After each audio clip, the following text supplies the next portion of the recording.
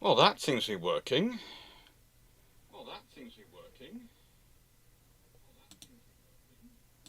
Something was talking to me, but that's now fixed. We may want to start the bot, yes.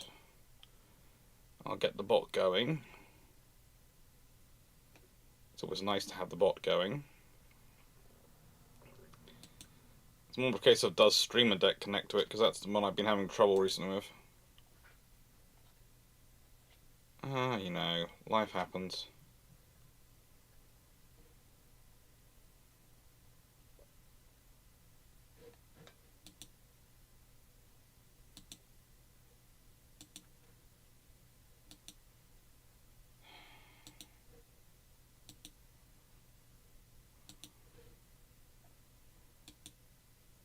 And StreamerBot is dead. The actual software is dead.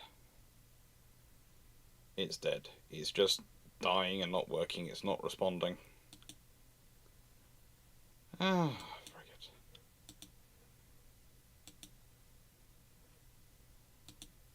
Yeah. StreamBot is fun. Hello everyone, and welcome to Cruiser-borne Aviation, the Major Navies, Aspirations, Doctrine, and Realities of this capability. This was suggested by Shibra, and it's rather a fun topic to do.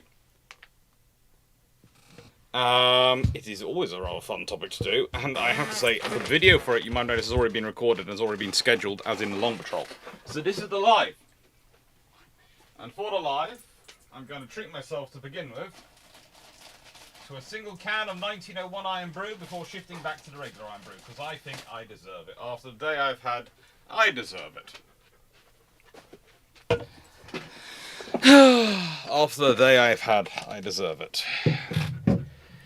No, Poodle, you're not any help in this scenario. You really are. You are the antithesis of help, in fact. As gorgeous as you are, you have not been any help at all today. You've just been fluffy and attention seeking. Admittedly, that's your normal modus operandi, but still, it's, you know, sometimes you could be more practically assisting. You could be. Who could ever deny you? You're far too cute for your own good, you realise this?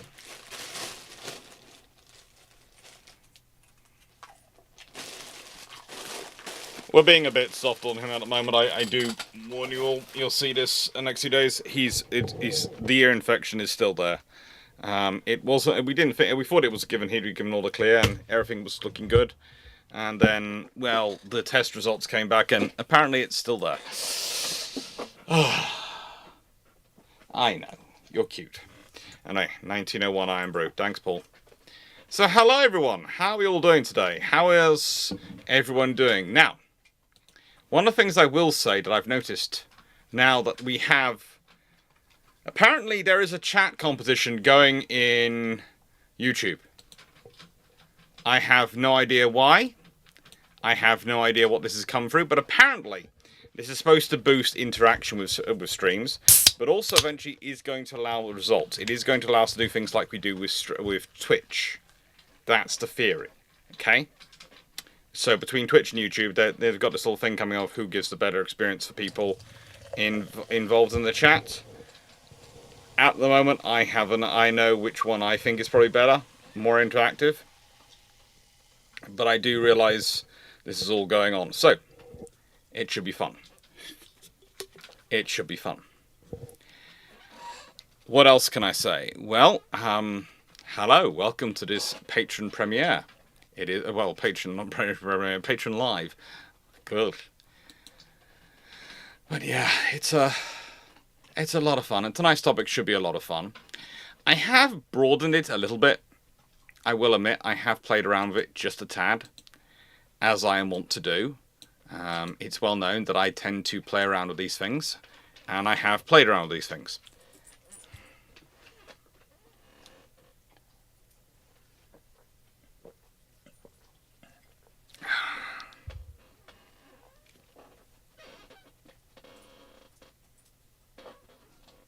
Sorry, I'm just checking what the poodle's actually up to.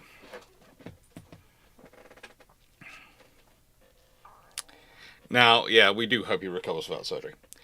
But yes, I've played around with things, and I've certainly broadened it out to some of the other powers who, okay, maybe they're not major, but for them, naval aviation, cruiser-borne aviation was a major part of their navy.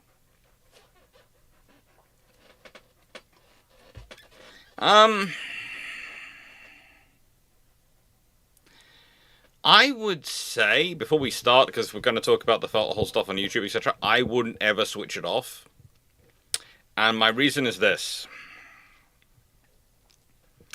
You might have noticed I am still yet to get a sponsored video. At all. I do not know why, but I am yet to get a sponsored video. I think I'm just too random a personality to get a sponsored video. But the point is, I haven't. The point is, though, that this is a further analytical tool which shows advertisers that maybe they want to spend some money with me. And I know from some of the books Drax bought that sponsored videos are a good thing if they are done right. I do have people who I wouldn't be sponsored by, but, you know, there are people who I would happily be sponsored by. Iron Brew. I keep putting this out there. Be nice. You know. Please. Yes, you're cute. Anyway. I can understand why some people are getting tired of gimmicks like it and all those things going on, but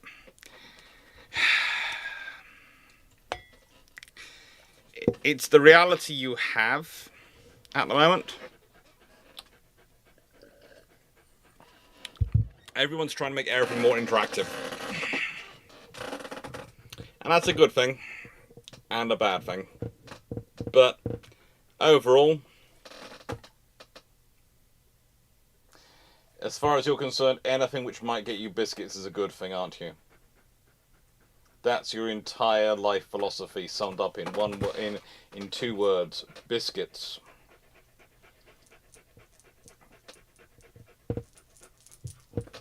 Good boy.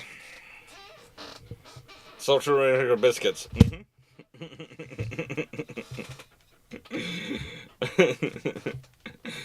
Oh, boarding action again. He regularly attempts them. Anyway, with that being said, shall we start the video? Or are you going to continue to look at me and try and demand things off me? Because I know you're shaking your tail very, very hard, but I ain't giving in that easy. I'll make sure you get a pork pie dough this evening. How's that sound? Pepper being good in that scenario?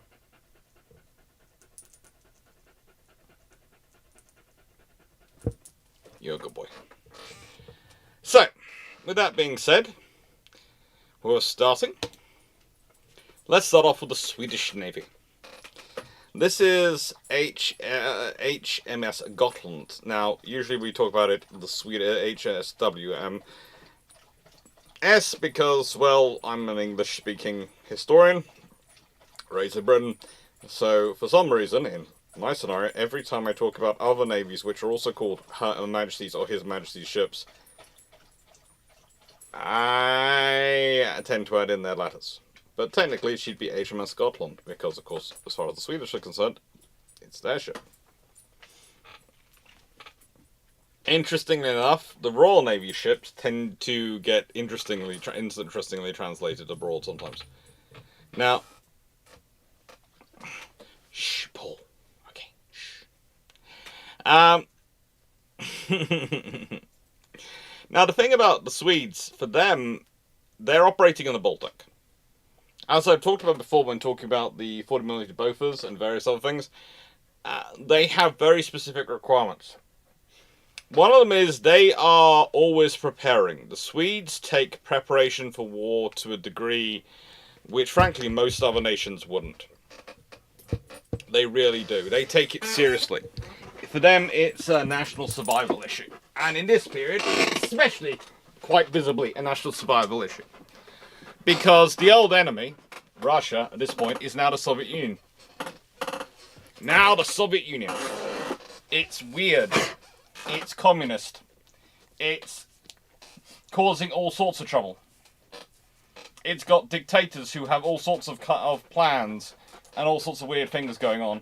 And Yes, whilst they might start with Finland, Sweden worries they'd be next. After all, they have traditionally faced quite a lot of wrath from the Russians over the years. It's quite a checkered past. And so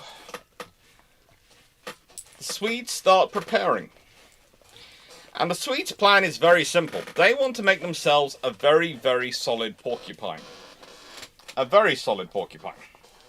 They want to be a force that can hold off their opponents. But they know they don't have enough troops to beat out everywhere. They don't have enough ships to beat out everywhere. They don't have enough everything to beat out everywhere. So what do they need? They need information. They need to know where the enemy's coming from. They need to buy time.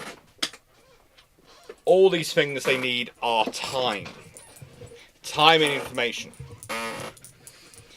And that's where aircraft come in. They come in as a reconnaissance asset, as an information asset, as a time-travelling device, in many ways. And then they allow you to travel forward into the future and then send messages from the future to go, the enemy are coming. They're currently 2 hours ahead of we are currently in a position 2 hours travel from you, and we can see them coming, so you've got 2 hours to prepare for them to be there. That's rather useful.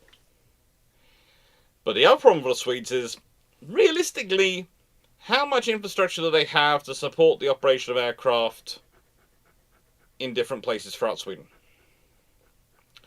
How much infrastructure do they have in places like the islands in the Baltic to be able to project themselves and operate from there? The answer is not enough. And realistically, what they're building is a strategic reconnaissance asset. A strategic information gathering asset. Yes, it is a cruiser. Yes, it is eventually turned into an AA cruiser, so it's quite a capably armed vessel. But no, it is not, and at no point is it ever, a fixed point. It's always moving. It's always providing presence. And it's always providing its aircraft going out, searching, protecting what the Swedes are up to. Protecting the Swedish territory from penetration. Yes, the more things change, the more they stay the same is always the constant in the Swedish Russian or Soviet relationship. What caliber are forward guns? Do you remember that? I can look that up. I've got notes. I did a whole video on her in the year of the cruiser, but I'll check her up and get those notes up. That is the thing I will say about this whole video, this whole topic, is that in some regards, I am going to be a bit skipping of bits, because honestly, I've done Year of Cruiser, I've done videos, I've done those things. So there is places for people to go out and find out more information. So I'm going to, in some areas, skip and just go, please go look it up else. Look it up in my earlier video. Hello, hello, hello. Yes, you're cute. Yes, you're cute. She was armed with 2 twin and 2 single 6-inch guns. So she had 6 6-inch guns in 2 twin and 2 single turrets.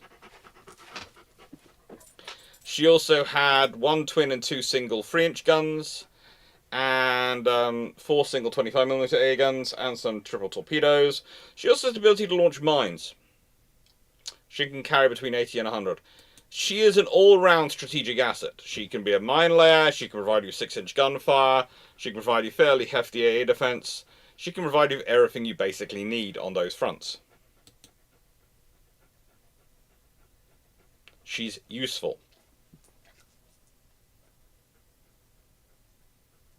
That's years ago, Doc. Paul, I know the year of the cruiser was years ago. Quite literally, I think it was potentially 4 years ago? Because I think it went year of cruiser, year of technology, year of aircraft carriers, year of leadership from memory, or was it the other way around? But that was it, I think, and so they're there. She was well armed for what she was.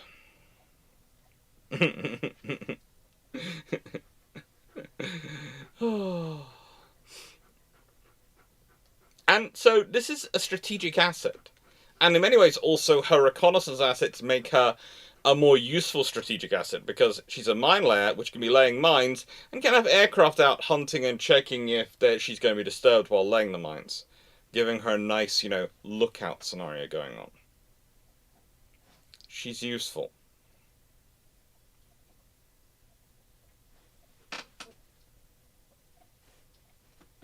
Good boy.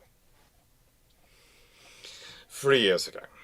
And the aircraft that were flying from her, Hawker Ospreys. Now, these are a modified version of the Hawker Hearts, but even the Swedish ones are even further modified. You notice this is a British Hawker Osprey, right? It's a British one. This is a Swedish one. Notice the differences. Now, for Sweden, they were looking for a good reconnaissance aircraft which had good endurance and good capabilities for its time and was reliable. Going to the British made sense. But then they go to the British, they get it, and they go, well, hang on, we want to make it feel more reliable for us because we want to make it so that we've got the abilities to support and sustain it. We don't have to depend as much on externals to support and sustain.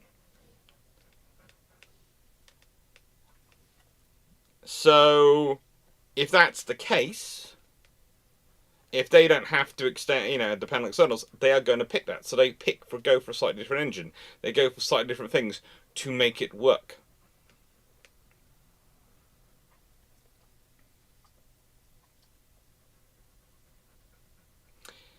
And it's useful, again. This is about Sweden developing a capability to see what's going on. It's a strategic information gathering asset when combined with these aircraft. Now, one of the interesting things is as aircraft range grows, as the capability of the aircraft they are buying and purchasing for their Air Force grow, this role becomes less and less necessary. You can provide the same level of reconnaissance from further back. And then they have an honest discussion about what this cruiser is better for, and it's turned into an AA cruiser. So it can bring a lot of AA firepower to their operations, because suddenly the threat goes from aircraft are this tool which are able to give them reconnaissance information and assist them in finding things, to aircraft now could be the threat bouncing on our small task forces. We need to have something to defend them.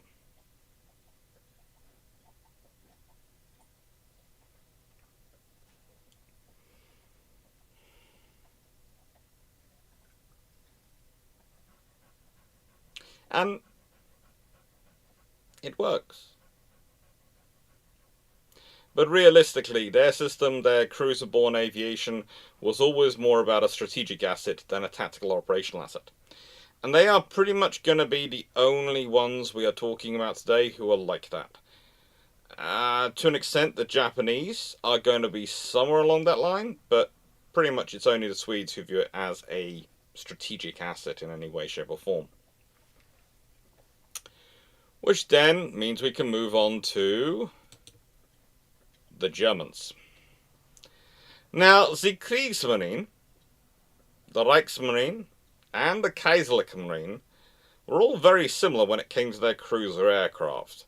They're realistically about making things more efficient, about being better surface raiders, about being better at economic warfare, better at scouting and reconnaissance. The Kaiserliche Marine don't produce that many designs on this front. It's one of those interesting discussions. Recently someone commented on the video I did ages ago on the carriers of the Kaiserliche Marine, going, they didn't have carriers, so this video must be stupid. And my view was immediately, well, you obviously didn't watch the video, because then you'd learn that they were actually building carriers when World War I ended. They were constructing, and they did have a lot of designs and a lot of study on it. And that was what it was all about, what their plans for carriers were. Always lovely when people do that. Now the thing is, when we look at that, and when we look, go forward, the Germans, by the time you get to the Deutschland class, are now looking into aviation in terms of cruiser aviation quite seriously. They are thinking about carriers coming. They are thinking eventually about the Graf Zeppelin and various other assets coming along. But at this point, they are thinking about their cruisers. And they want to maximize their capability, both for survival and for effectiveness. And you have to remember that when they're first conceiving them, they have a problem. A massive problem. Statistically impossible problem to solve in some regards. They think that they are going to be fighting a war, somehow, against the British. Well, rather, no. They think they're going to be fighting against the French and not have the British get involved. When it starts out, these ships were about deterrence in the Baltic, which doesn't really work, because if you have a Gangut, then I don't think a Deutschland really is much of a threat. It is a threat, but if you've got a couple of the Ganguts wandering along, you're not going to be you're going to be worried to an extent about a Deutschland, but not worried to the extent you're going to stop quivering. Everything else below them, or maybe so, but why do they really need to deter and manage those? Most of those powers are going to negotiate with them quite happily anyway. So realistically, these were always about surface running. And their first target was to go after the French. And pick out French merchant marine from around the world where they were passing through areas and destroy them. That would have been a fun challenge. If you consider that the Japanese, with all the resources they had at their disposal, didn't manage to do that on a regular basis. They managed to pick the wrong merchant ship on a regular basis when they were actually not even trying to. You have some idea of how much trouble the Germans would have been in if they carried this out as a war plan.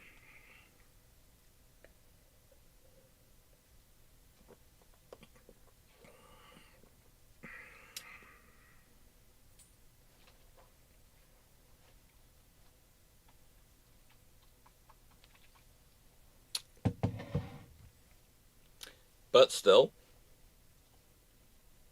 as time goes on, war with Britain becomes more of a likelihood, and now, we're going to have better targets, but also we've got to try and avoid being spotted. Now the thing is, they go terribly German with this, they really do. And not always in a good way. You see, you start off with the Heinkel HE60, which has some very good capabilities. It really does. It has some wonderful capabilities. But it also has an unreliable BMW engine, and by World War II is pretty much out of service with the frontline units. And it's been replaced with aircraft which are even more complicated, and even have even more issues with their BMW engines, mostly. And the thing is, realistically, the Germans were designing something which would maybe make sense if you're operating in the Baltic, because you have got easy access to Germany for resupply and spare parts and to fix the frigating thing. But when you're operating at the end of a shoestring logistics line in the South Atlantic or further afield, you want something which you can maintain as easily as you possibly can. You want something which is literally going to make your life easier, not more difficult. It's got to make it easier, more simple to do, not more difficult. And that's the problem, realistically, because this doesn't. The HE60 is many things, but it doesn't make life easy. And the aircraft which follow on from it try to succeed in being even more perfect. They want them to fly higher, fly faster, have a better view of things. They want them to achieve more and more. And the thing is, the demands they're making don't necessarily fit with the mission profile they're going to have. The mission profile they need to have.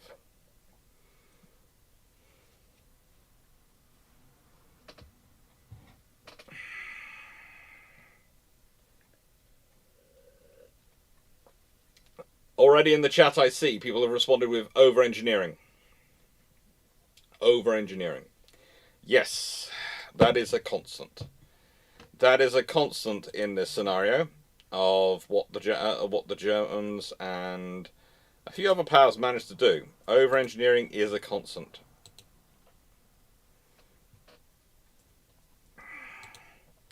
Now, I will say this, for those wondering about ads, they should be roughly every 30 minutes. Roughly every 30 minutes. If I've set it up correctly. If I haven't, just tell me. I can only speak for the live though, because YouTube, especially post live, does all sorts of things, and then so I have to come back a few days later and fix that. I can never fix it the next day. I always have to fix it about 2 or 3 days later. So I almost have a comment 2 or 3 days later reminding me, please can you fix this today? Oh yeah, I'll go do it.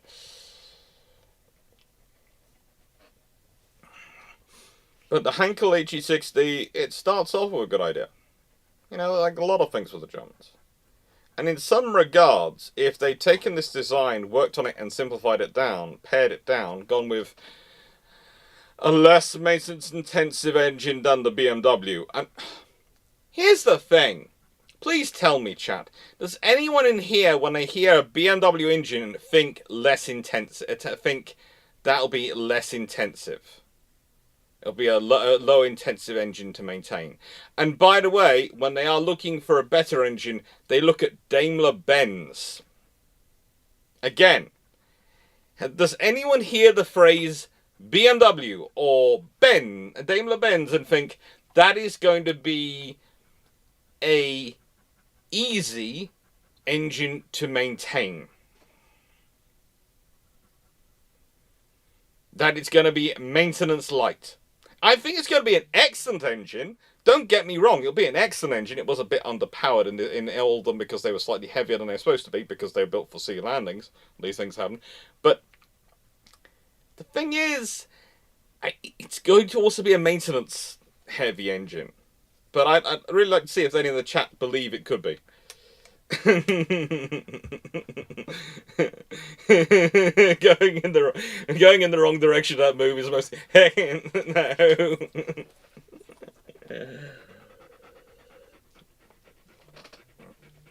Mark Harkness, I hear finally crafted, not duct tape and fix. Okay, open heart surgery is less intensive than a BMW engine.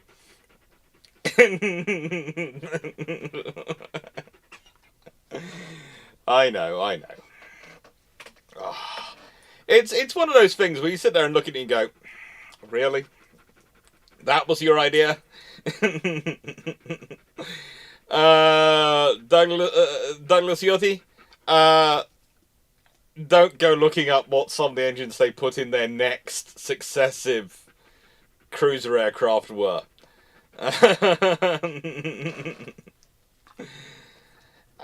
In terms of effectiveness, how much more effective would it have been if they'd gone for easy maintenance route? Well, the thing is, the good example I tend to use when I'm talking about this is the Graf Spee. One of the reasons why she gets cornered at River Plate is because she's no longer got any working aircraft. Because she can't keep her aircraft going. She's run out of store. They've run through stores, they've run through components, and she cannot maintain them any longer. So that's your thing of how much more effective would the Germans be with working with this sort of scenario working for them? They might not have lost the Graf Spee. At least not at the Battle of River Plate. That's the thing. If you've got air support up there, it can give you the ability to avoid things, to dodge things. It can give you the ability to worm your way out of trouble.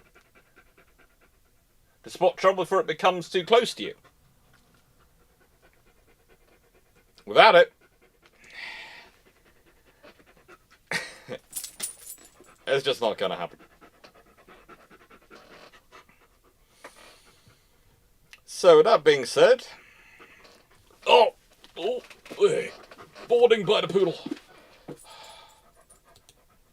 Okay, you can't keep having biscuits. You cannot keep having biscuits. It's not good for you. I know you're on steroids, but you can't. Oh, God. Don't ever tell your mummy I'm this weak-willed, and cousins don't tell mum either. If you tell your aunt, little cousins, I will remember.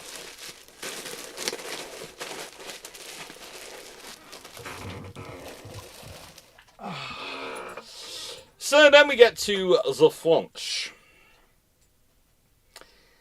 Now, the French, well, they have a problem, realistically. They have a very big problem. They get 7 heavy cruisers under the treaty system. They are never limited cumulatively in cruiser numbers, but they act like they are. They could have built a whole load of light cruisers. They get like 20, including the ones from the French, Germans and the Austrians they inherit. And they don't really use them. They decommission all of them quite quickly.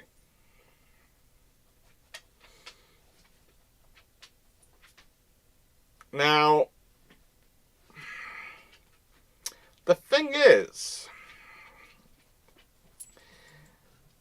one of the interesting points the French find themselves in is trying to still live up to their premise as being a world great power. You see, the treaty system leaves them, how should I say this, shackled to the Mediterranean. They are shackled to the Mediterranean as surely as, well, one of their presidents in one of their various, I'm not going down, my cousins are watching. One of their presidents are shackled to fine dining. They literally cannot afford to send major units out of the Mediterranean, because if they do, they're ceding it to the Italians, because they have let themselves be limited to it by treaty to having the same strength as the Italians. This is not good. This is weakening for them. This means that their mighty force can't really go anywhere.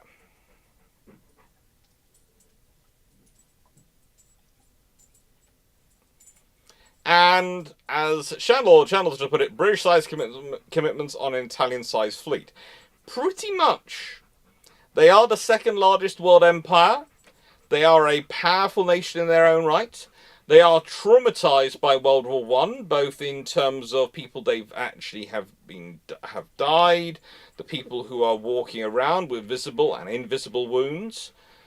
You know, all this has traumatized them greatly. They have a political system where the Third Republic is literally going for its own death spirals. They are so ineffectual and changing government so often. But leaving that all to one side, the treaty system has left them handicapped tremendously. And at this point, you think they'd exploit their advantage that they can build as many cruisers as they like. You think they'd go, well, that'll make us useful to the Royal Navy. The Royal Navy's always complaining about their cruiser shortage. We could build up a cruiser strength. And our cruiser strength would allow us to show presence around the world. Vessels like the Suffren here. This is their second generation of treaty cruisers.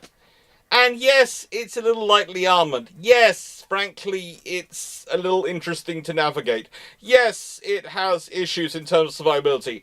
Yes, it's got 8-inch guns, which I'm never going to be the biggest fan of.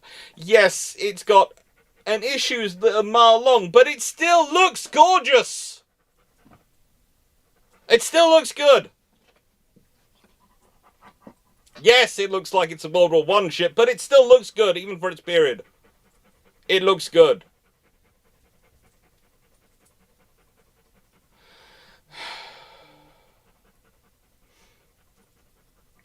And the thing is, these sort of vessels going around the world were how France could show, and did show, their status, show their presence. Try and make up for the fact they couldn't get a capital ship out of anywhere. And so they are deployed around the world. But they never build enough of them. They never build enough of them. And they come to depend upon their aircraft to be the demonstration of their presence, to magnify their presence. You might not see the cruiser, but the aircraft will fly overhead. And this means that their aircraft become very important as symbols themselves. They become incredibly important as symbols themselves. And this is what leads to the French doing, well, this. There is a lot of development of aircraft in the 1920s and 30s of the French, and how they keep evolving their aircraft and aircraft types for this role. and how they evolve into increasingly more exotic and more capable reconnaissance and spotting assets, realistically.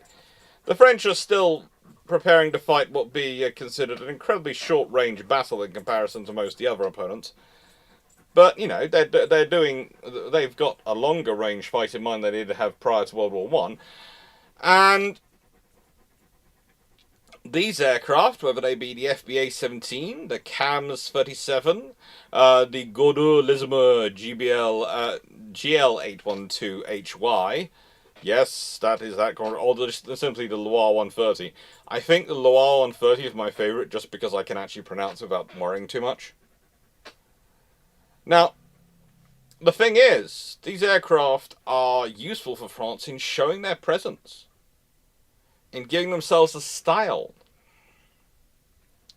It's how they keep their empire believing that France is still strong, that France is still capable, that France is still France.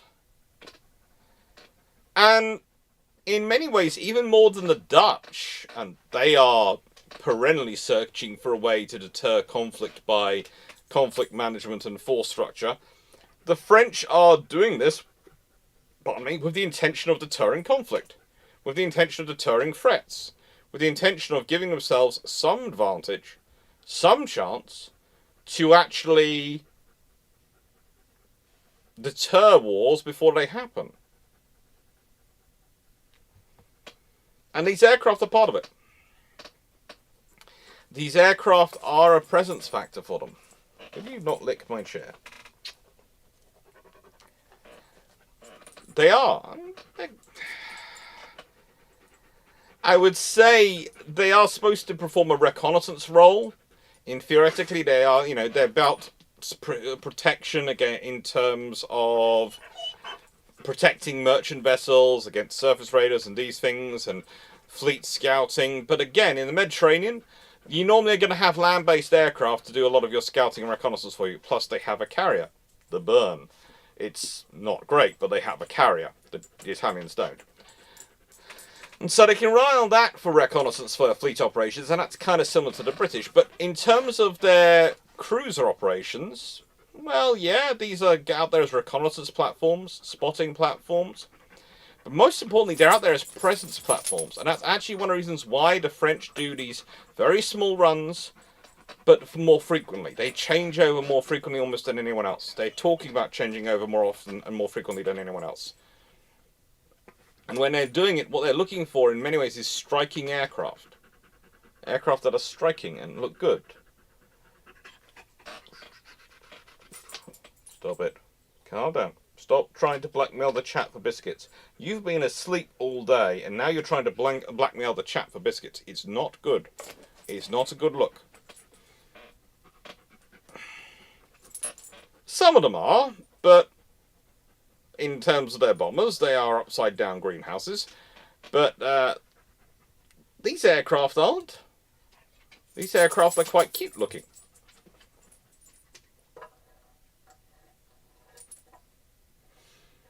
Now, excuse me a second.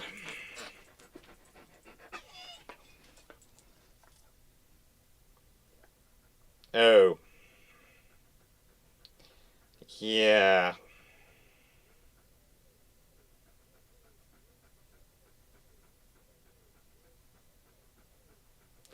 You do realize you've been spotted.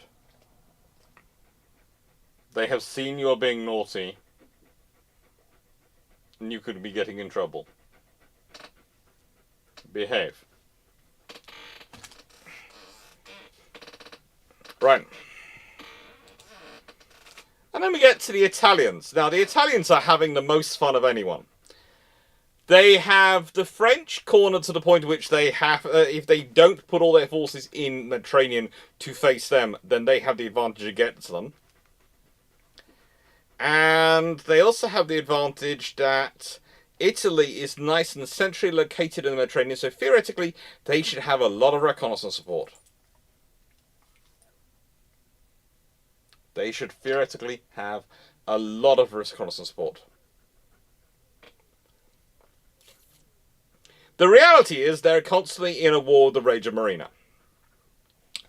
In the nicest way, some of the battles which take place between the Regia Marina and the Regia Aeronautica, the Regia Aeronautica, some of the battles which take place and make some of the battles between the IJA and the IGN look polite. I mean, they don't actually have people killed, but not all the battles between the IJA and the IJN involve people getting killed. No.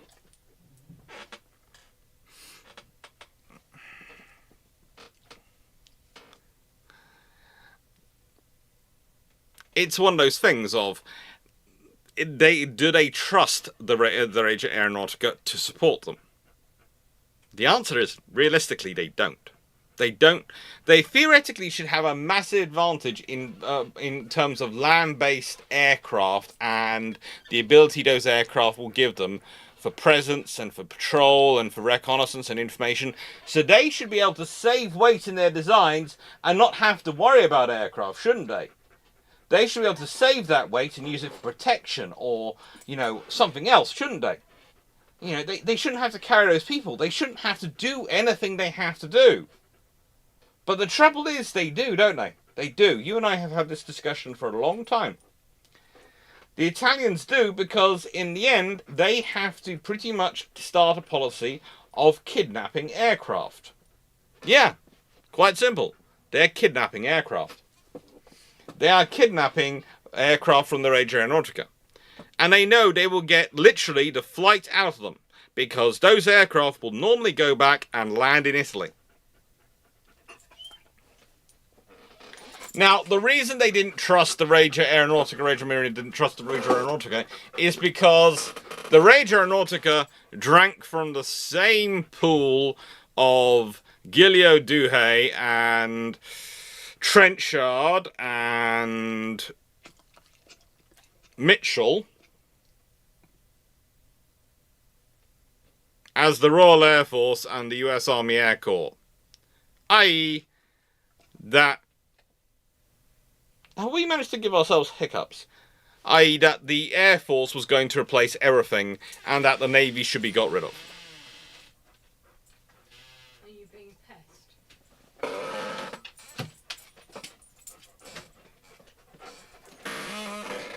I think... No, you can also... you are going to lose this one, I think. He's had a full bowl.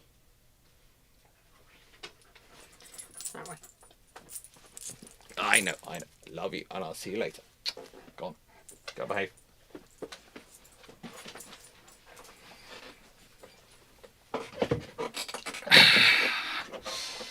Alright, basically, the Regia Marina and Regia Aeronautica, especially because they also... The other problem for them was that they had the same minister. Both of them had... Il Duce himself, Mussolini, was their minister. Which gave them a problem. Because it meant that he could be... Whichever one he was politically captured by at that moment, he would support. You couldn't, therefore, have the same arguments you could have in a normal government. Whereas in Britain, they had an Air Forces minister and a Navy minister. You know, the Lord of the Admiralty. And they would argue it out in cabinet in sometimes full-throatedly, depending on who the Lord of the Admiralty was, because of course Churchill was a particularly interesting example. And yeah, they're just in a constant fight over it. And if you consider during World War II,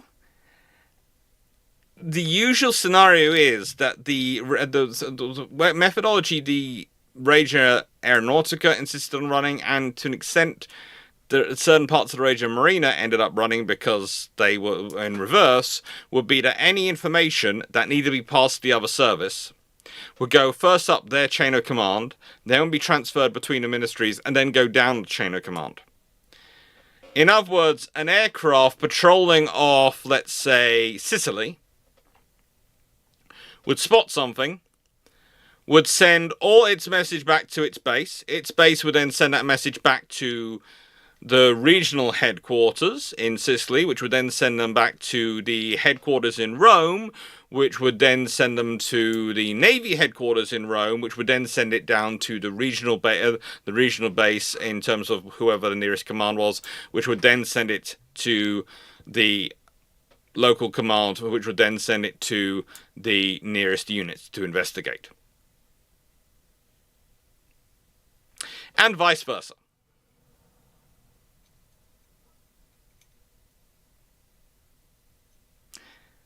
And no, as far as I know, by the time there is an air minister, that dueling has been outlawed in the UK, so it's never challenged officially.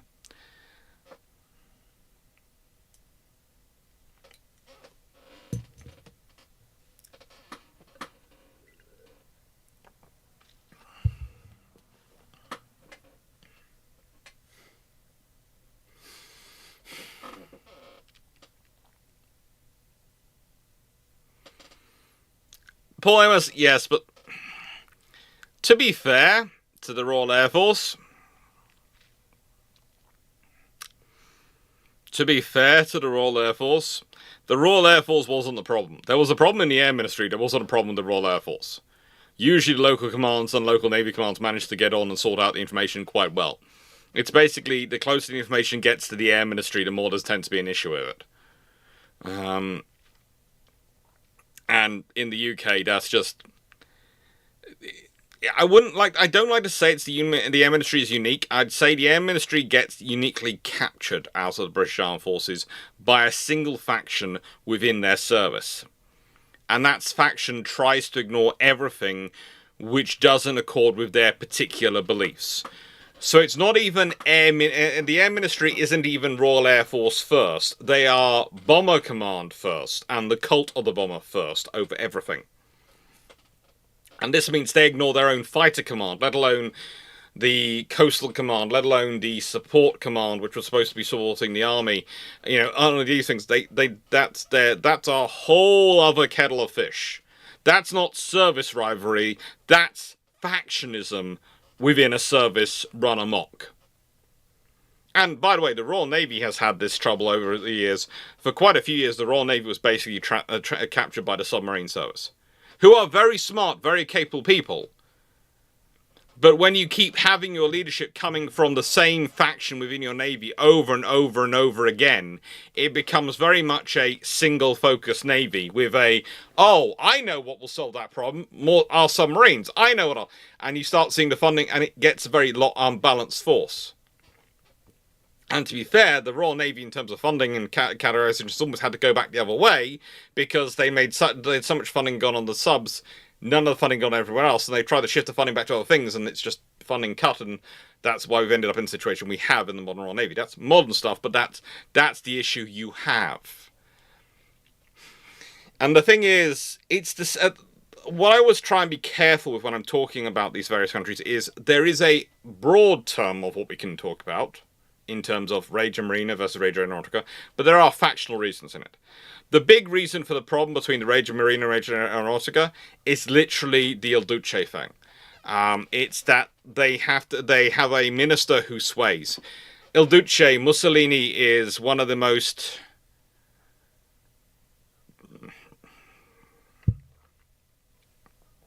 How can I describe him?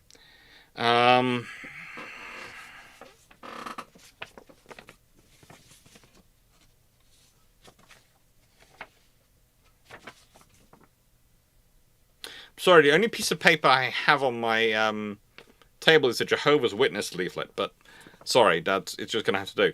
Basically, he does this.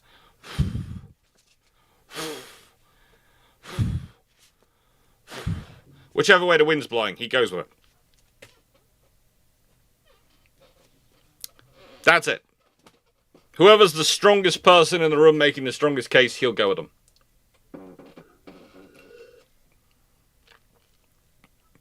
Remember, we are talking about a person whose bright idea to make it look like he worked more was to leave the lights on in his office late at night so he looked like he was working. Even when he was down at the restaurant, not that far away from where he was working, eating dinner outside. So he'd be eating dinner on the street, surrounded by his guards and whatever his flavour of the month was at that point and all those things. And he'd have left the lights on in his office to suggest he was still back there working. So you could literally walk along the street, see the office and think, Il Duce is still working, and then carry on and then walk and find him having dinner.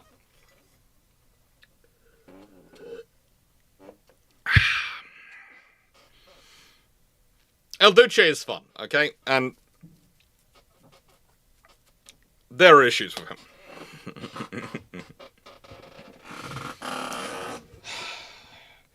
But still, so for the Italian Navy, reconnaissance matters, therefore.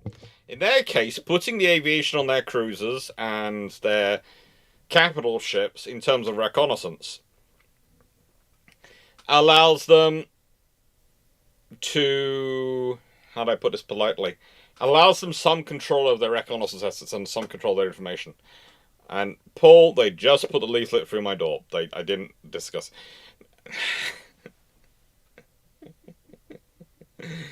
I don't think it counts as that, Birmingham boy. I don't. But, you know, that's their thing, is they can get control of their aerial reconnaissance if they launch them. They can get control of them if they launch them. Now, the trouble is, though, rather like the Royal Navy, they have to go through the Regia Aeronautica to get their aircraft. And you see, whereas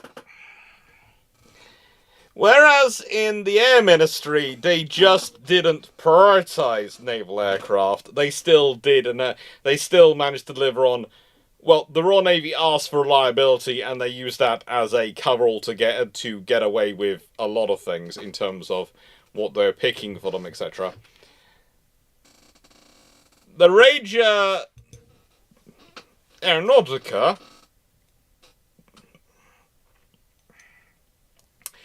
their bright idea was to give them an aircraft which had a lot of window space, so a lot for observation, a lot for spotting, a lot for reconnaissance. They can do a lot of these useful things. And they gave them a tri-float arrangement, which is fine. We're going to be looking at one later called the Seagull, which has a tri-float arrangement. It's useful. However, the Imam Row 43, and by the way, I've done an entire video on Imam's productions on the key aircraft. So if you want to go look it up, you will find an entire video about what they do. Has an interesting issue. A very interesting issue. They have a habit of, if you don't land perfectly right, the wings can break because they aren't that strong and aren't that well structurally supported. And your entire wing can break off when you're landing.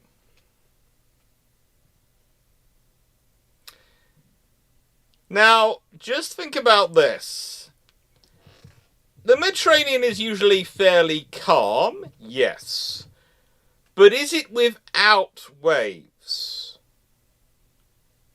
I.e., is the Mediterranean a mill pond, or is it still a sea?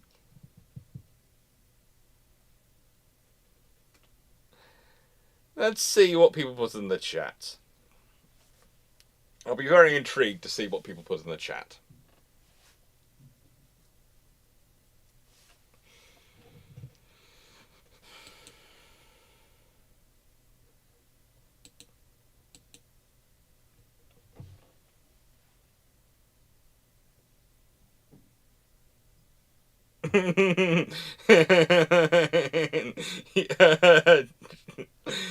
Most of the thing, you need to look at that to know it's a non-starter. To see a choppy pond, it's a huge lake. The Greeks didn't travel in winter.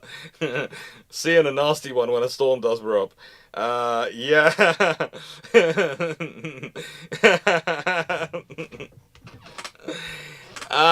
Pretty much. This is a problem. This is why these aircraft, they can usually take off from the water okay, but they tend to land back in harbour sort of spaces, closed water spaces, or actually on land. They tend to take off from the aircraft, from the cruisers, and they can be catapulted fine. But then they tend to land back in Italy or in Italian territory, usually at the local Regia aeronautical bases. And this is the thing. This is why I describe it as almost a kidnapping.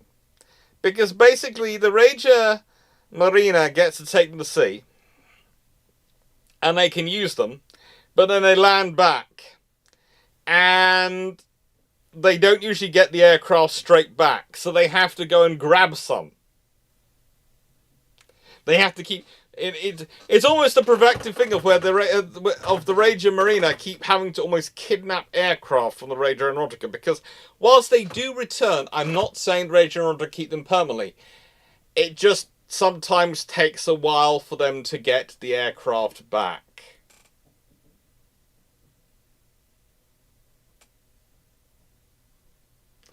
And they didn't carry that many spares.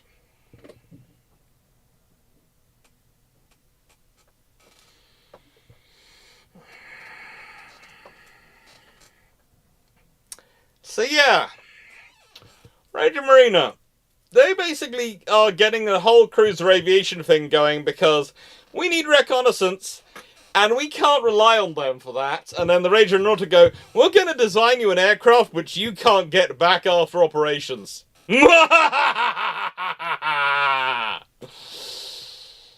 And then the Regia Marina are going, curse you!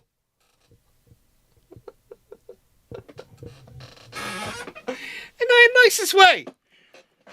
The IGN and the IGA, they were not exactly friendly, but even they didn't seek to purposefully undermine the other's ability to actually operate in warfare, in wartime. They might not like the people who are doing it, but they wouldn't actually purposely undermine them in these rounds. Oh, caramba. And, well, that's the Italians. Shameless book plug time. And we've reached roughly the hour mark. Now, I will say this.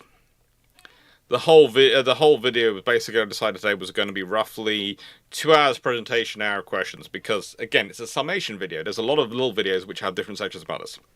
There's the year of the cruiser videos. There's various of the aviation videos. As I said, I've already done an imam video. Or, as they are properly known as, and I do say properly known as, and I'm going to make sure I pronounce this correctly. I do like having playlists. They do make my life a little bit easier when it comes to hunting down the videos. They are the Industry, Meccaniche and Aeronautical Miranol. They're interesting. They are interesting as an organization. They produce some very interesting aircraft and very capable aircraft.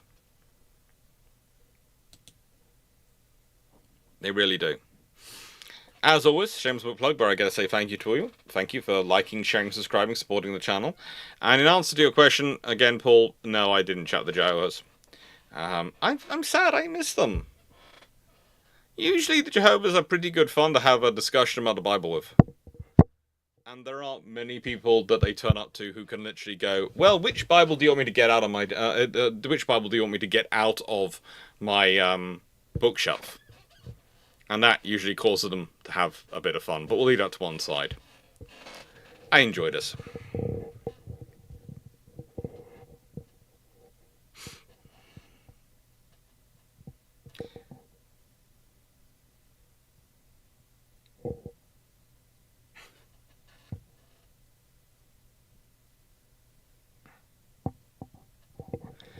Channel. They tried to do that. The Navy really did try. But the thing is, the king had a favourite, and it was the army. The king had a favourite, and it was the army. So that was never really going to help them much. No. It's always great. It's always, it's a case of... I would say the most defining experience I had in my bachelor's was not any of the lectures or any of the lessons, although the professors and all of them were wonderful in my bachelor's. It was playing chess versus the priest at St Mary's. I'm Protestant. I'm Church of England, broadly speaking, although there are about half a dozen churches which I'm not allowed in because I have... which I won't allow myself to go in because I have disagreements with the vicars over whether or not animals can get to heaven. My view is that there are many animals, whilst there is various rules about stewardship in the Bible. My view is many animals seem to have better personalities and than humans, and frankly, if they're going to be kept out, then I'm not sure I want to go there. We'll leave that to one side. The thing is, I used to have fun because the Catholic priest, people didn't like to beat him at chess because they're worried it was going to hurt their chances of heaven, or possibly mean that when it came to confession, which was, believe it or not, for a Catholic university in the UK, was always a very long line in the mornings, a very long line. So unsurprising, that one. They'd have to do more. He'd abuse his position somehow. He never did. That wasn't his style. So he played chess with me. And that was a lot of fun conversations. And I learnt a lot about religion, a lot about my, Christianity and its history from him.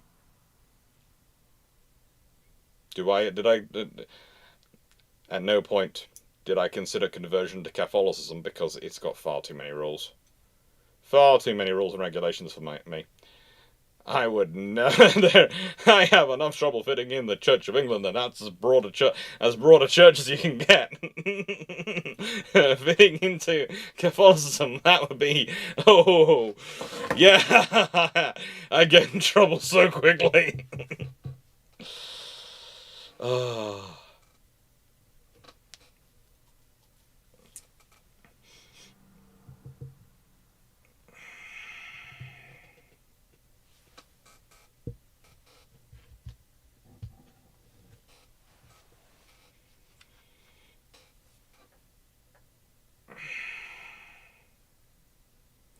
Now, this is my debate. That was basically my debate, my boy, because I was told that by one... This was what started my whole issue and my litmus test with vicars, is that one vicar at school, I ended up not going to regular school services because of this, decided to say in an assembly, at a point when we were doing preparations for an autumn festival event, that dogs didn't get into heaven. Dogs could never get into heaven. And I objected to that. This is... unsurprising to know. Please note, I was 7 at the time, and I was confident enough in my ability to make an erudite argument that I was prepared to object to a vicar who told me that dogs didn't get into heaven as they were unworthy. And I ended up not going to that church for the rest of the next year and a half while he was still the vicar there at that church. So any school event which was going to be at the church, which was the local church to the school, I didn't go to. I got the day off. I thought it was brilliant. It was spectacular, and I just presumed that the guy was so comfortable in his... that, frankly, the headmaster... The headmaster was a fun soul at that school. He was a really fun soul. Basically, he went, I think it was... Phrase I cannot see you two ever reconciling your theological positions. So I've decided it is better for spiritual harmony in our school flock that you get some days off, Alex. Thank you.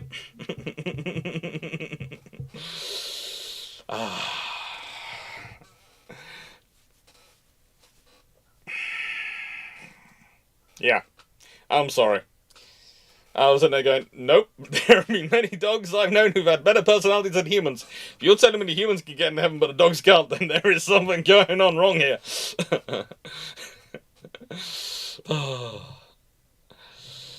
Yeah, and by the way, he announced this to us.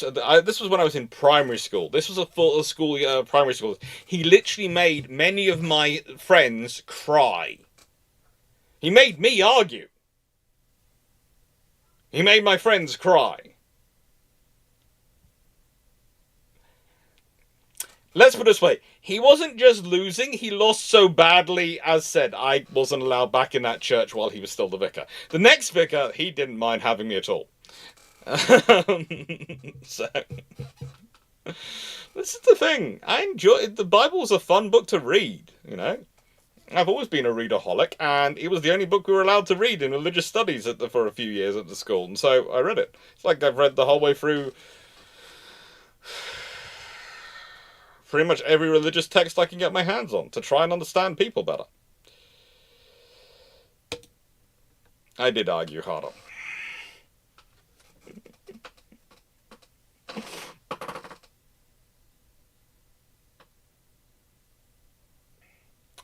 Now, there's just been a flash on my screen, so I'm going to deactivate and reactivate the camera.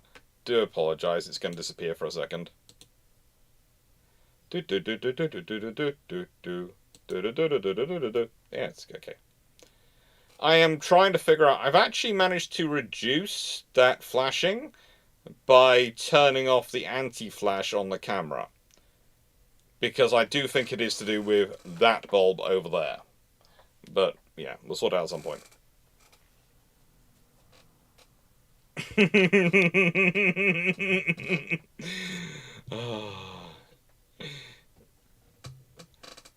It was harder to make me argue at 7. At 7, believe it or not, I was a bit shy.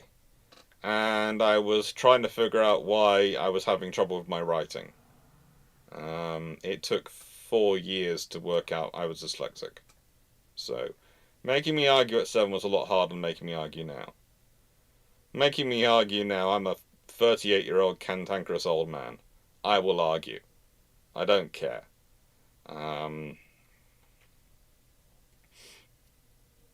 At 7, I was 31 years younger, nicer, kinder. It was a lifetime ago.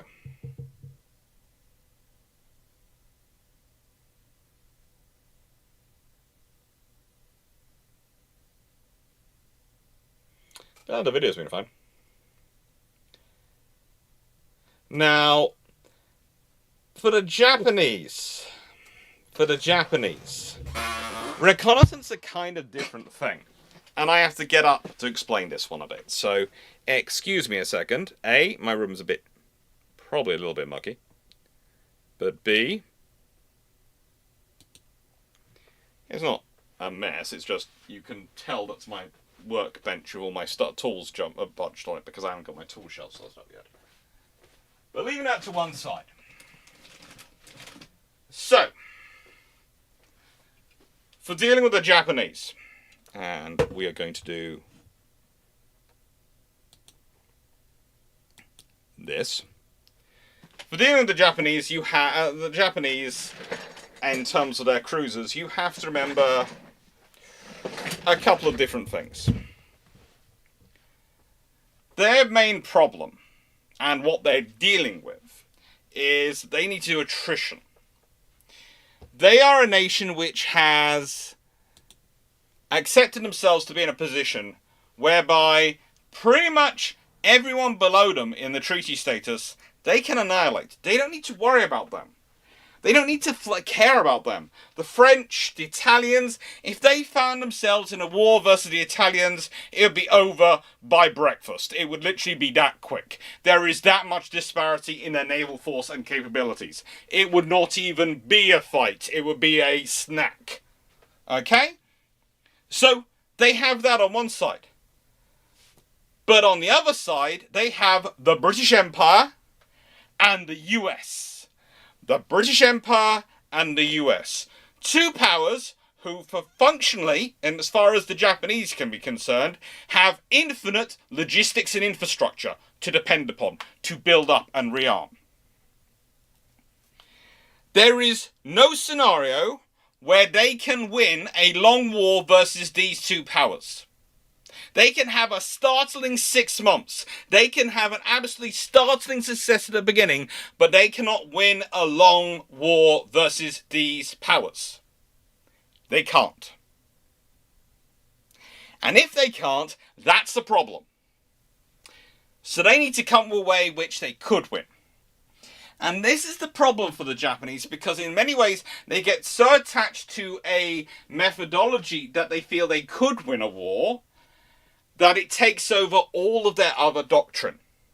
People think about the doctrine of the Kantai-Kessen, the decisive battle doctrine, and that is what they see as taking over the Japanese Navy, and they think that is what's defining everything.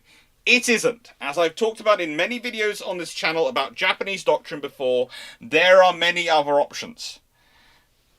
There is the big ship, big gun doctrine, which defines their construction of cruisers, of capital ships, of status assets to show their power and to make sure their ships individually are more powerful than any other navies on an individual level, so that they can rank up there, so that they have the impact, they have the power.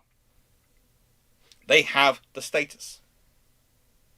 Conversely, though, that is also not the defining doctrine of the Japanese Navy. No, the defining doctrine of the Japanese Navy, when you start to look through all their ships, and this again I've discussed before in videos, is their attrition doctrine. It's how they plan to wear down their opponent, with long-range night torpedo strikes, with long-range gun engagements at night, with air strikes all day, and etc. things. They want to wear their opponent down. They want to come close at night with their ships when the enemy's going to be weaker at fighting the back. They want to attack the enemy with aircraft during the day, when the enemy is hopefully going to not be able to find them. And what's one of the best ways of finding enemy carriers? You track back reconnaissance aircraft. Yeah. Those very same aircraft you depend on to get your first strike in accurately are also the very things which can guide the enemy counterstrike back to you. And that's the problem.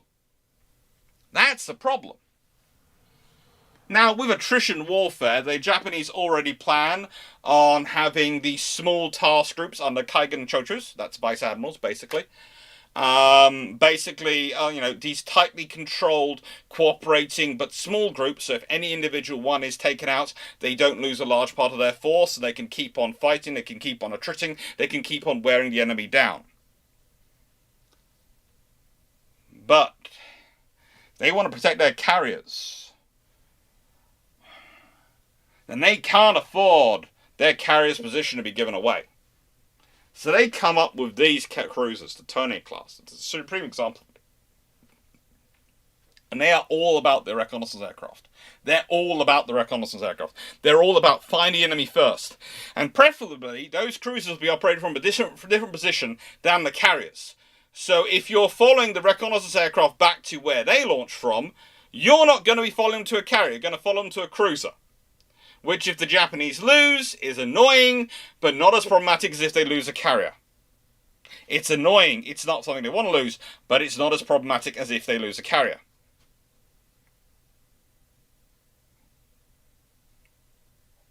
Now, why am I doing this standing up? Why am I talking standing up for this one? Well, because A, I can do the hand gestures, but also B, there is a reason for all this. You have to think about this in terms of the three-dimensional force structure of the Japanese. Okay? They know that their opponents coming towards them are like our good friend here, the killer whale. The loving god. Massive.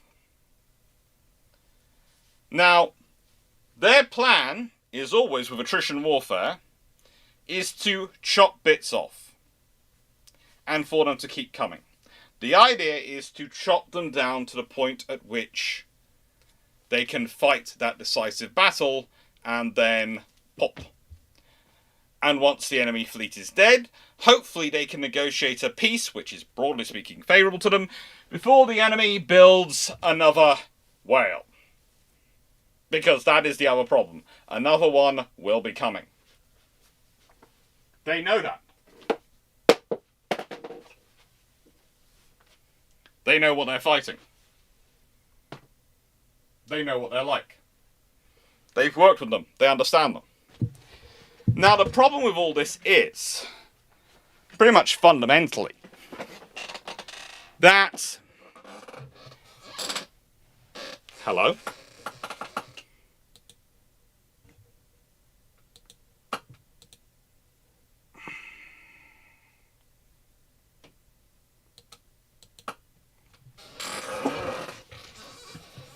It depends upon the enemy keep coming. It depends upon the enemy keep coming. And unfortunately for the Japanese, and we can tell this, neither the British or the Americans were going to keep coming. You see, the Americans' war plan orange. The Americans always plan, if they lose too many of their forces, their destroyers, etc., then they pause. They take islands, they take positions, they pause at positions once they've achieved them, and then they wait for reinforcement, or they rebuild themselves.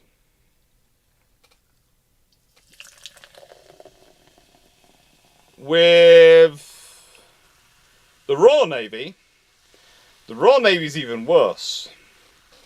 The Royal Navy's plan, of course, is to come from the South China Sea direction, come from Singapore.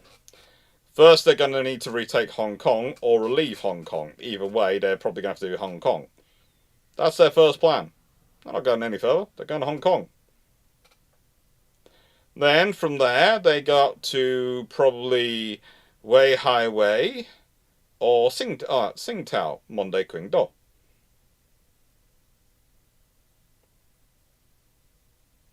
Monde Qingdo.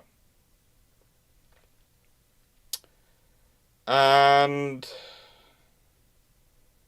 yeah.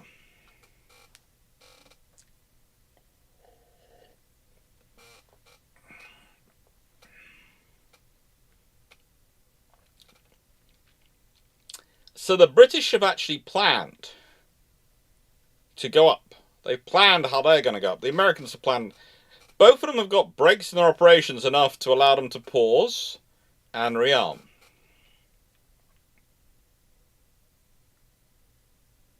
Sorry if my voice cutting out often, just silence. I don't know why it was silence. It shouldn't have been silence. It should have been working.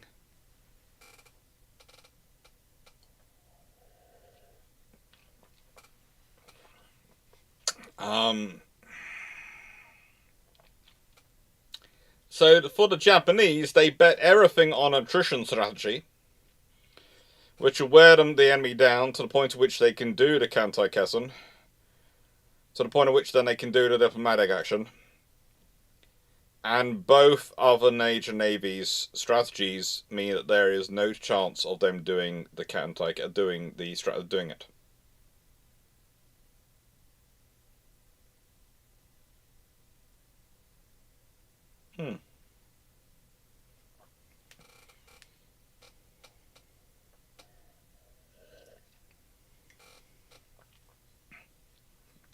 Channel.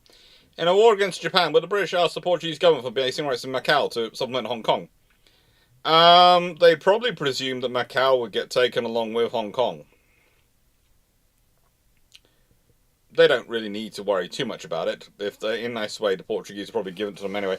But also, Hong Kong was always going to be a passing base.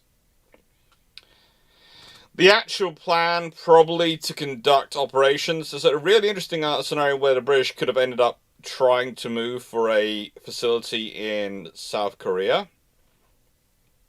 They're going to look for somewhere they can secure fairly easily with land forces to support the Navy carrying out an ongoing blockade of Japan.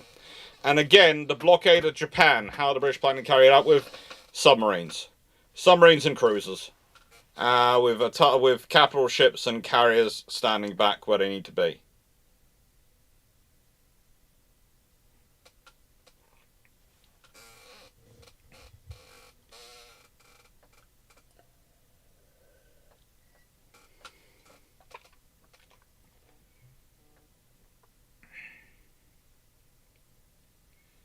And, yeah.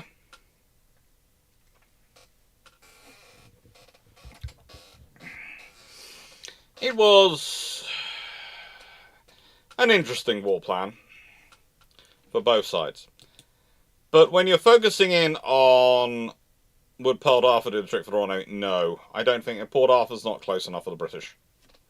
It's not close enough. Weihai would work out better than Port Arthur, and they would probably try to implement it from Weihai, but I think there'd be a forward base in South Korea, or maybe even some of the Japanese home islands, but probably South Korea.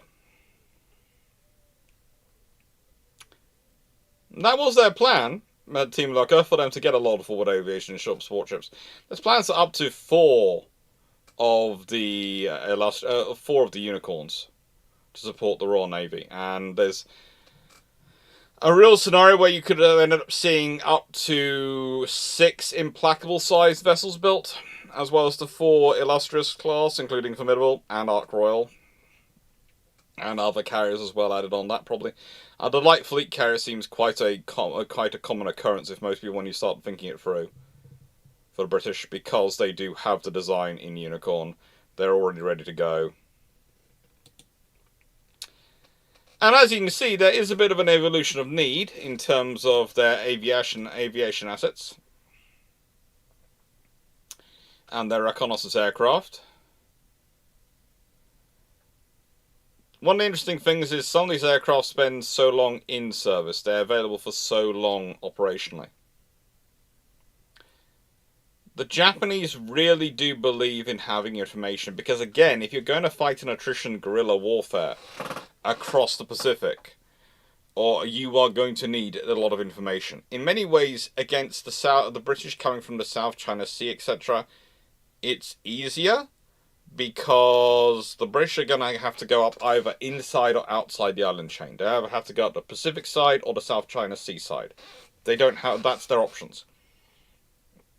So in many ways that's easier, but there again you have to remember that if you're in a war against the British and you're not against the Americans, which is highly unlikely because, as I've always said, for Britain and America, and it's kind of like for Germany when they think they could end up with a war against France solo, there's no scenario where Britain allows France to go with war with Italy or Germany solo. Because if France wins, then the relationship with Britain is shattered forever, and you've suddenly got to deal with a resurgent France building whatever it's building next door to you. You don't want that problem. So Britain's always got to go and back the French up. The same with if Britain ends up in a war with Germany or Italy solo, then France suddenly will be in real trouble. So those two wars, it's kind of similar in the Far East and Asia. If Britain ends up going to war with Japan solo, for some reason, America has to join it. Because if they don't, if the British humble Japan without the Americans being involved, whilst theoretically that's going to weaken the British as they rebuild afterwards, it's also going to mean they've got now the primary position in Asia. They will now be the dominant power, global power in Asia, and America will be a distant second. It's the same the other way around. They can afford for each other to be balanced. They can't afford to be second.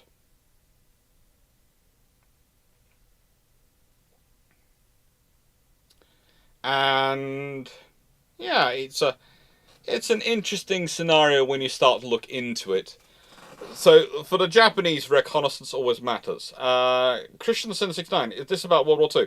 It's more about 1920s and 30s and the development of cruiser aviation in the 20s and 30s and what was the doctrine the navies were looking for. So it's that sort of scenario. And Paul Amos, would they be unicorns 1 to 4 or individually named? As I've often said, the next unicorn was going to be HMS Ocean. I am 99% sure on that from the files I've read. So it's going to be HMS. It's probably going to be it would be an HMS Ocean. Would have been the next unicorn.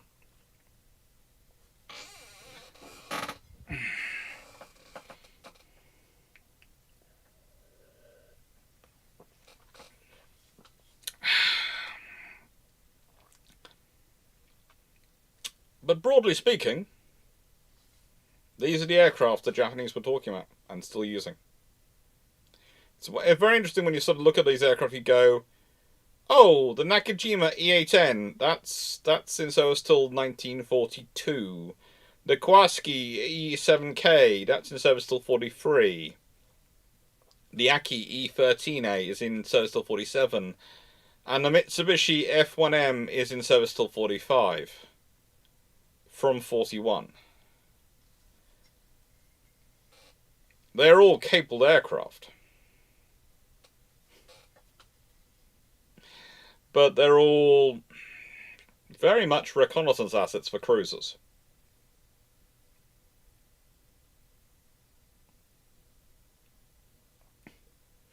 Don't worry, Christian, send the 69.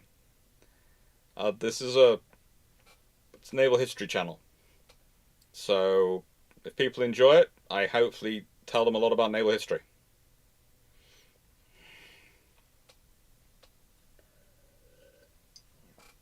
Honestly, there's quite a few things for those 4 unicorns. Oh, Dutch. I've done a bit about the Dutch Navy. Not in this video, but there are a few videos on the Dutch around here.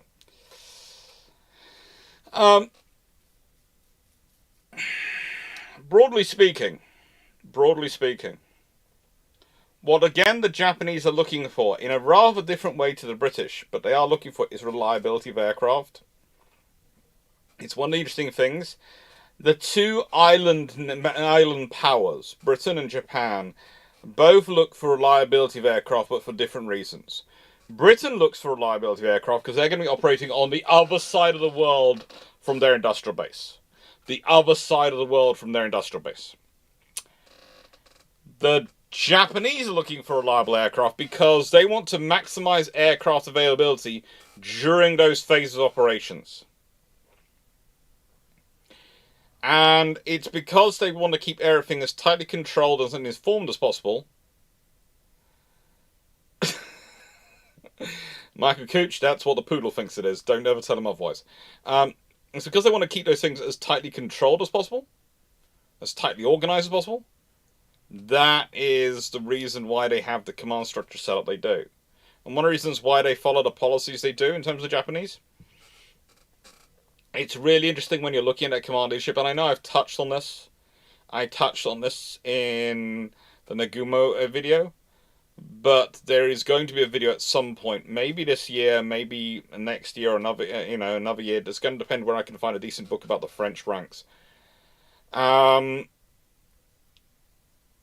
going to do a whole video which goes through all the different naval ranks and explaining their structures and their force structures, in terms of the period when they come up with this ranking system and how they're approaching things. And one of the things you realize about the Japanese force structure and the way they approach it is they are kind of frozen in time in their Russo-Japanese War, World War I force structure and how they approach those operations then. Whereas the Royal Navy was forced by World War I to move on to lower ranks, being given progressively more authority in charge, and they'd be moving in that direction anyway. And by World War II, it's not unusual to find captains in charge of task forces, let alone commodores or rear admirals. And it's almost rarer to find full admirals at sea, unless it's very much important forces, very critical forces. With the Japanese, they are very vice admiral heavy, i.e. Kaigen Choso, as they call them. And yeah. It works. It works for them.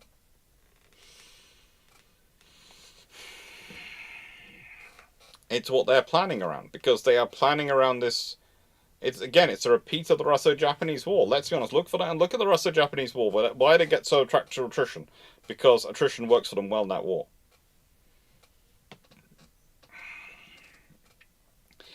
It's, I would say, Leslie, it's not so much Bushido force management, although it does have a sort of...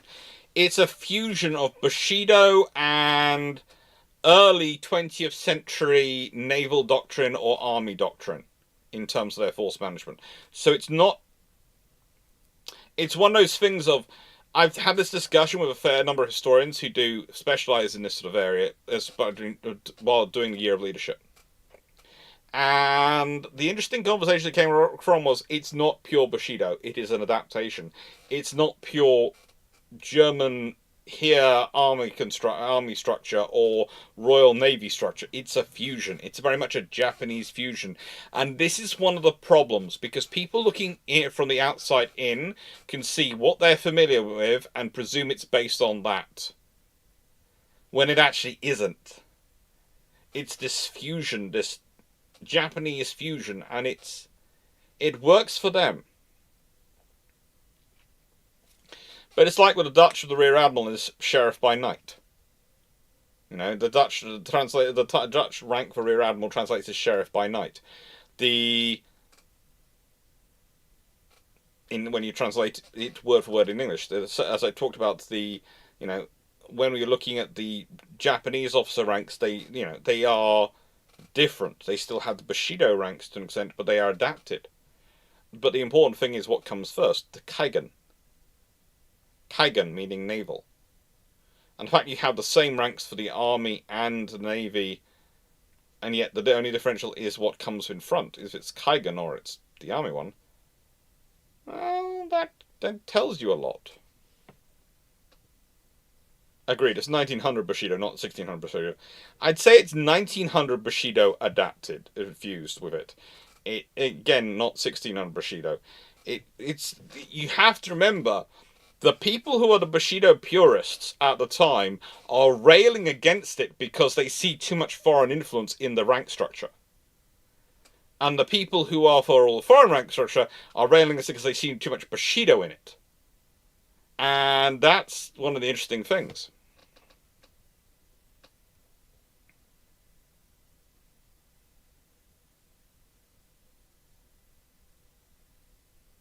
Joe Anglo, I will be taking questions at the end. I will take questions at the end. I don't think the bot's going to work, so I will ask admins to grab questions if they can and stick them in the Brewship's questions list, and then I'll go through them at the end. So, especially big questions like that. Thanks, Paul.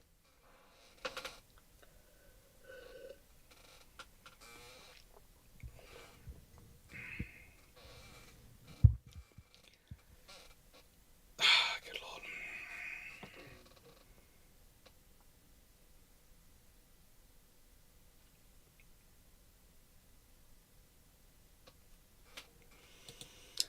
Yes, well, one of the interesting things is that Yonai is one of the few voices I have found a quote from who is against the attrition warfare doctrine. Or rather, is actually prepared to question whether they are putting all their eggs in that basket. Because if you consider this ship, I would argue, with the Tone class, they have put their eggs too much in one basket. They really have. In simple terms, I would have probably gone with 3 triple turrets in an F3 style arrangement. Still had the aircraft. They're carrying 6 float planes, 2 catapults. Basically, in a nice way, they're carrying the same number of aircraft as a town-class cruiser is designed for. They've gone for a 35-knot ship with a range of 8,000 nautical miles at 18 knots. All this matters, all this builds up.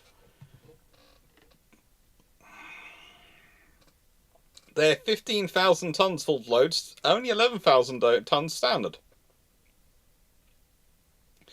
And that's what I find really strange, because they made them a 9 8-inch gunship in 3 turrets forward. If they put 3 turrets forward as the system, etc., A, it would have been able to fake it better, and B, they could have probably faked putting more armor on the ship.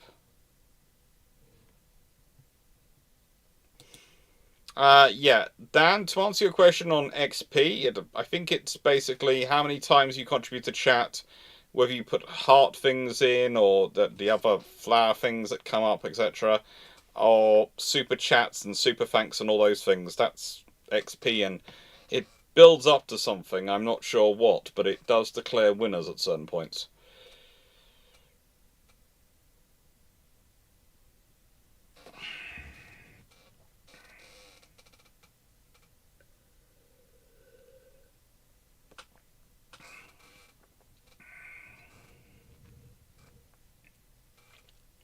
Now,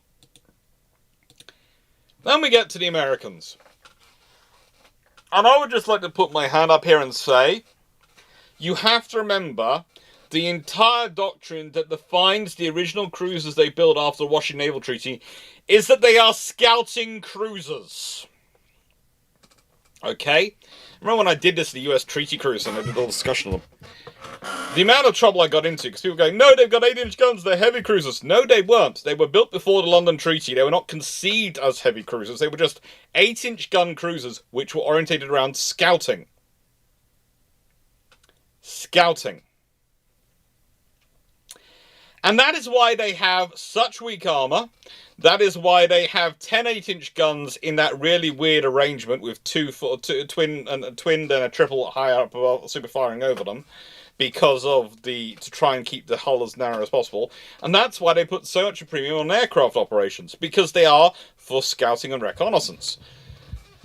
Because the Americans understand the same scenario as the Japanese, as the Royal Navy understand it. That a war versus Japan, the Japanese strength and the only chance of success lies in attrition. But that only works if,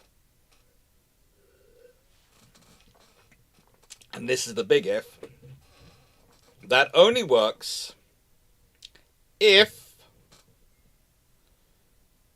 the Japanese are able to hide and use the ocean to hide in. You have to remember, whereas on land when you're conducting guerrilla warfare,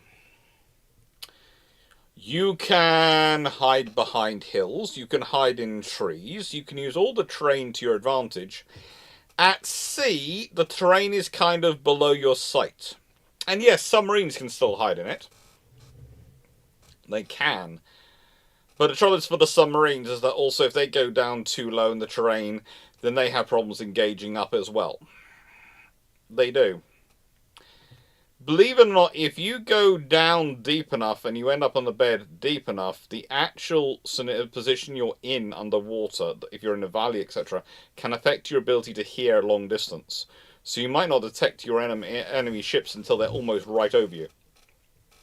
Alternatively, it can cause weird harmonics in the water. So, whilst we might presume that for attrition operations submarines are naturally the first and only choice, they really are not, even in this period.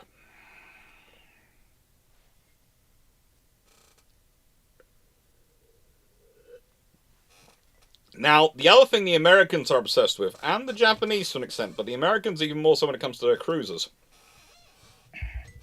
is spotting. They want to have long-range fire. They want to engage you as far away as they can. The Americans' plan for how to deal with attrition is that take their lessons from the American Civil War, where it's better to expend things rather than people, and expend a lot of things at long range in your direction until you cannot expend any more in their direction. That is their plan. That is their policy. Now the thing is, once you get onto the first London Treaty, the USN has a problem in that they now have to build 8-inch cruisers, which are heavy cruisers. This is sort of their second batch of those. And I love the New Orleans. They're rather cute ships in so many ways. What they did was they worked out that if they dropped a gun down to go 9 8-inch guns and had 3 triple turrets rather than 2 twin and 2 triple, then they'd have a better advantage. They'd be able to use that tonnage for other things and that crew for other things than they did. They tried to put in slightly better subdivision, slightly better armour, slightly better protection. But aircraft was still the key thing.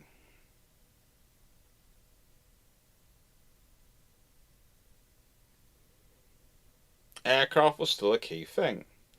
And what's interesting for the Americans is that the scouting force was originally going to be built around the Lexington-class battle cruisers. And of course it ends up being built around the Lexington-class aircraft carriers. So realistically, the cruiser scouting aircraft are rather secondary to the carrier scouting aircraft. That's why the US Navy tends to be, how aircraft carriers tend to be quite scout heavy in terms of their air group. But the cruiser aircraft still maintain a role in scouting. They even maintain a role theoretically in when air cruisers are carrying out independent operations. That's an interesting thing to contrast with what happens to Port Indianapolis. In that, theoretically, when they're transiting on their own through difficult spaces, they're supposed to have their aircraft airborne to help cover them and help spot for submarine threats.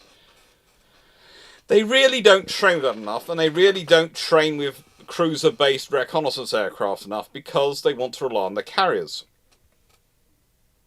The cruiser-based reconnaissance aircraft are ancillary. They are also for spotting, and in many ways, the cruiser aircraft on the aircraft on the cruisers also have this sort of strange role in that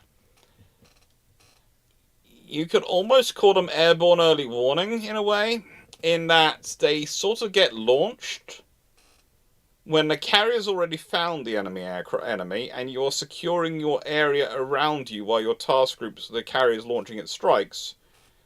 The cruisers launch their aircraft to keep an eye on the area around them.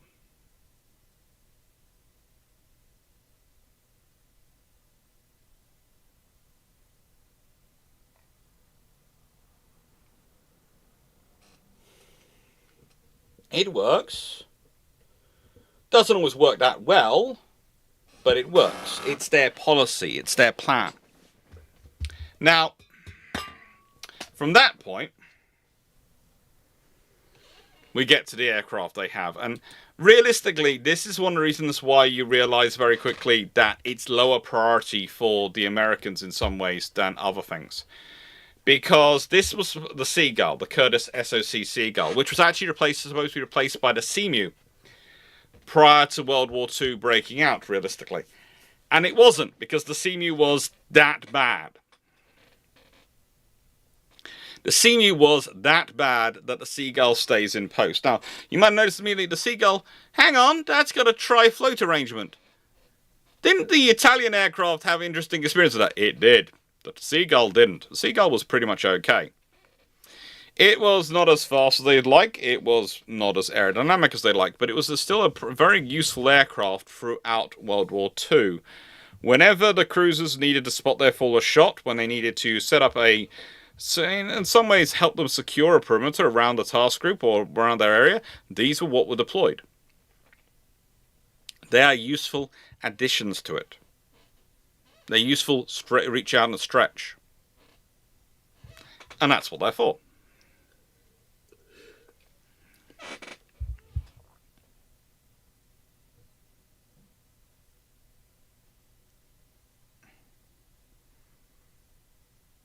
John South, I do remember that you sank me 10 games in a row at World of Warships. That was a bit cruel. I will be back. I have been practicing. And next, in this year's Historathon, I might have Drac with me. In which case I will use him as a chippy shield. Although, there is a series of videos coming up between Drac and me, which I'm fairly certain you're all going to want to watch. And I think if the part 3 happens the way we proposed it, that could turn into a must-watch video.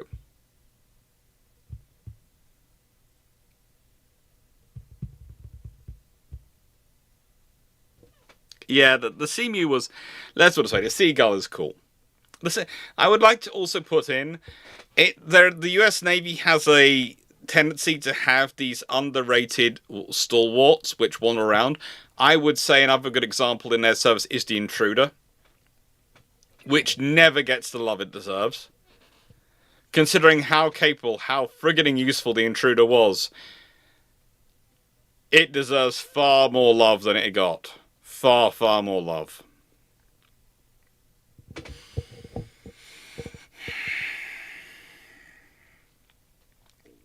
With that being said, now let's go to the Royal Navy. Now, for the Royal Navy, they have fun with their aircraft. Because the Royal Navy has a very distinct view of what they're going to be using their ships for. They're rather... Unlike almost every other navy we're dealing with, the Royal Navy actually almost has policies for primary theatre, this is what we use. Secondary theatre, this is how we act. Tertiary theatre, this is how we act. And they work through it. They work through it. You see, for the Royal Navy, these ships are supposed to be about sea control. Now, that could mean, as the Royal Navy would often dress it up, these are our anti-surface radar ships. Honestly, they are. Let's not forget that the Navy which did the most hoovering up of merchant ships in World War I and World War II was the Royal Navy. Every single time. Look at who captured the most enemy merchant ships out of any navy in World War I or World War II, and the Royal Navy stomps away with a massive lead. But every time, oh, we're worried about surface raiders. We are. Well, they do have a lot to protect. They do have to worry about it. But the thing is, these sea control ships which they build, which are supposed to be able to take down their surface raiders and define them, and were originally going to be built with the ability to carry as I mentioned earlier, 6 float planes. The idea would be free constructed and free in box form. Historically, they actually usually carry 2 constructed and 2 in box, which means box means they're in their spare parts in their component boxes, which they can be uncrated and built, so they can literally build them. Would provide their protection against surface raiders, their ability to spot them, find them, and then engage them. And the thing for the British was this. Okay, in the primary theatre, if we're operating in the primary theatre, we're going to be dependent upon carrier aircraft for reconnaissance. Because they're going to have that ability. That's why we have suspicious torpedo spotter reconnaissance aircraft. That's why we have Fairey Full Mars, their reconnaissance aircraft. That's why we have all sorts of things to do reconnaissance. And we prefer to do night strikes for our carrier aircraft as well, which is going to be interesting. So we prefer night operations, and carriers can do that. Okay. So then the cruiser aircraft in those scenarios end up being a backup reconnaissance asset and anti-submarine warfare asset. That is what they fulfill the role of in the primary theatre. In the secondary theatre, you probably have a small carrier, in which case the cruiser aircraft start to take on a more primary role, a more assertive role. In a tertiary theatre, the cruiser aircraft are going to be the aircraft you have. So, for example, during the campaign of the Graf Spee in the South Atlantic and Indian Ocean, the aircraft that were normally hunting for it from the British perspective were cruiser-based aircraft.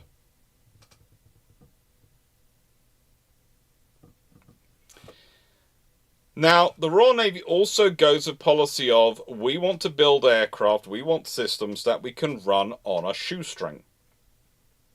These ships have to be as self-supporting as possible. Why? Because if you are going to be supplying stuff, you've got to have it able to be operating in the tertiary theatre rather than the primary theatre, which if the primary theatre is the Far East, it's the other side of the world from the UK, then a lot of your resources and logistics are going to be tied up with sustaining that logistics to the primary theatre, aren't they? You're going to have ships streaming out there, and ships loaded with supplies streaming out there are not able to stop and drop off supplies elsewhere on the way. They've got to keep going if you're going to get them out there. So that means ships operating in the South Atlantic or other areas are going to be operating in a tertiary theatre with minimal supplies. So you've got to be able to maintain the ships and maintain their aircraft in order to have a viable force structure. Realistically, the Royal Navy's watchword in this period was reliability, was availability. The Royal Navy has to pick between having the latest and greatest something or having the most reliable something. They'll pick the most reliable every time, because the latest and greatest might be great, but it's only when it's working. And if it will only work 50% of the time, and the most reliable thing works 90% of the time, then that means 40% of the time you won't have your thing, but they will still have theirs.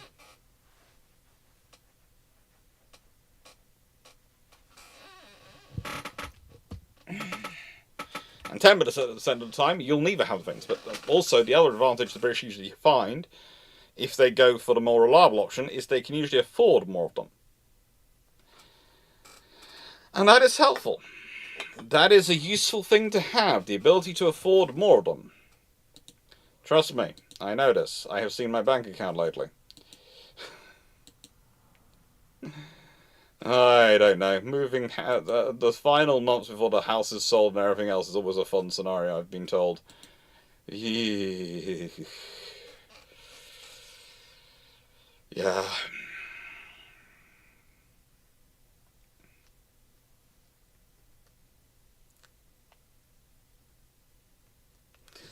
Verdun, I often make jokes about the Royal Navy because, yes, their ships are always built to be able to do the opposite of how they sell it to the government. No. And it's never the opposite. The fact is, the same things that make this ship, this is why I described it as a sea control asset.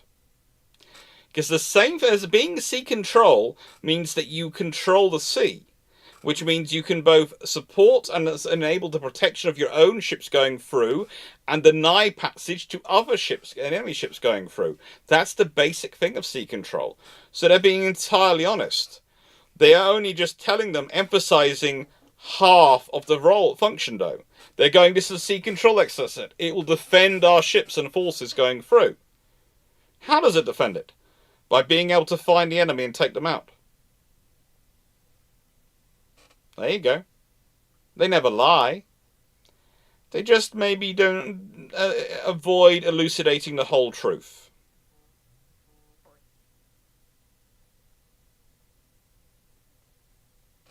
And that works for them.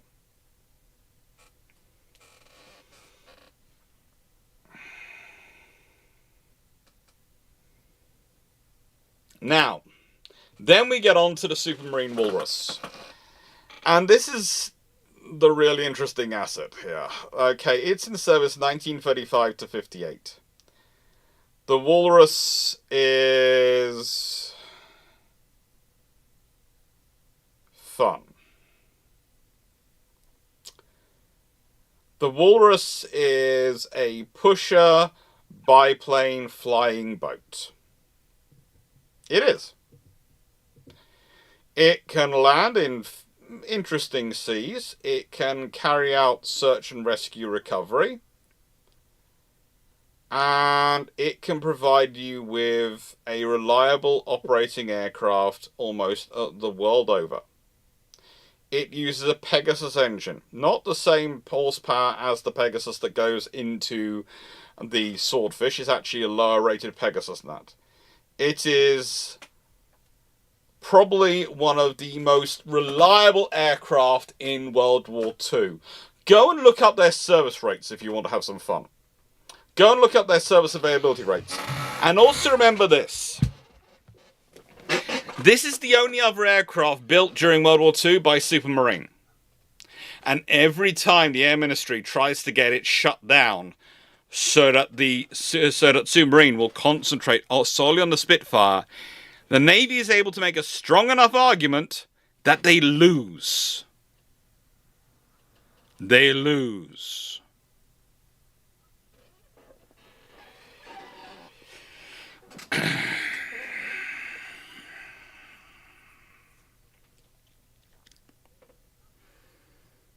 And that's a pretty amazing quality in an aircraft. That it can do that. That it is good enough that, you know, even the Air Ministry is forced to back down.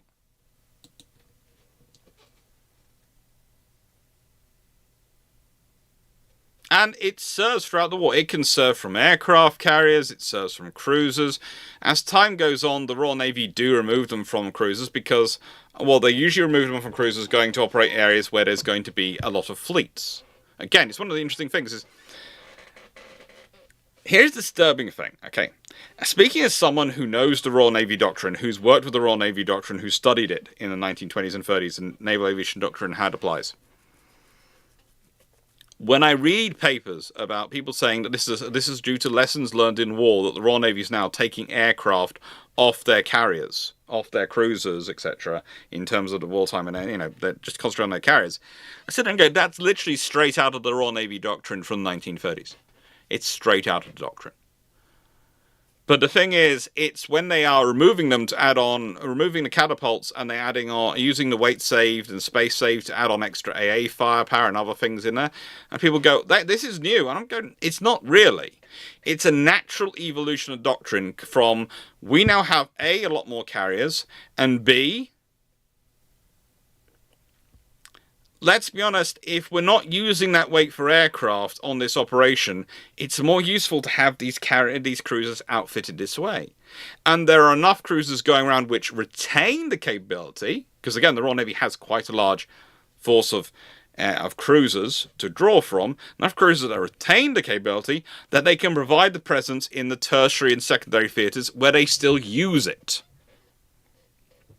Now, what you realistically get at a certain point is that the escort carriers take on the secondary theatres.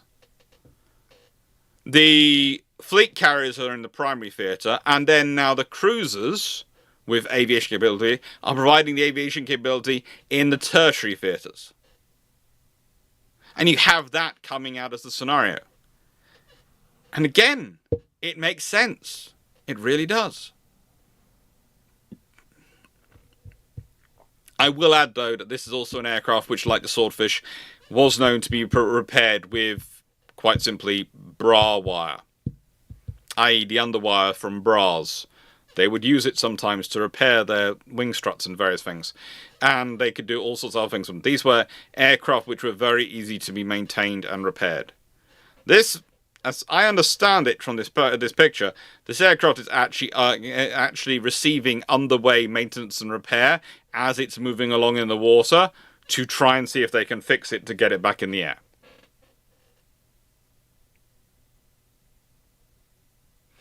This shows an aircraft being hoisted back aboard its catapult, and you can see all the people working on the catapult crew.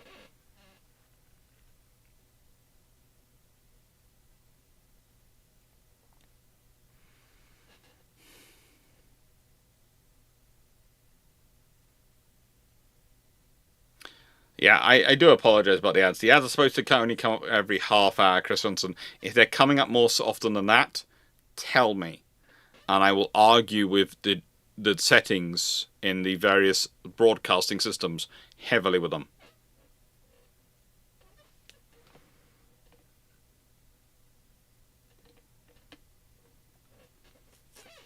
Hey, Catterface. So, with that being said, you might notice we're at roughly the 2-hour mark. So that means it's an hour of questions, which I will open the thing, and yeah, the bot's not working, so I will ask my lovely mods to take in questions. I will do that open. I've got this to show you what's coming up in next week on the YouTube channel in terms of the recorded Tuesday videos for the Year of Leadership. Next week it's going to be the Battle of Dunach, when the Swiss go to war. And then the battle after that is the Battle of Gravelines, and they should all be recorded and up this weekend. I'm still not going.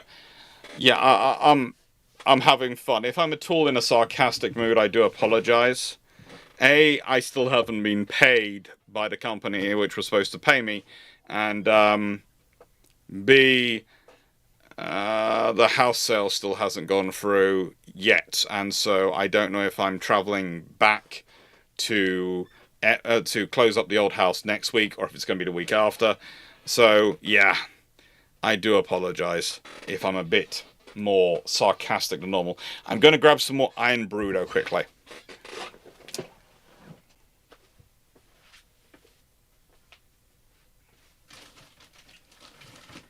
And I'm getting naughty from my diet perspective as well.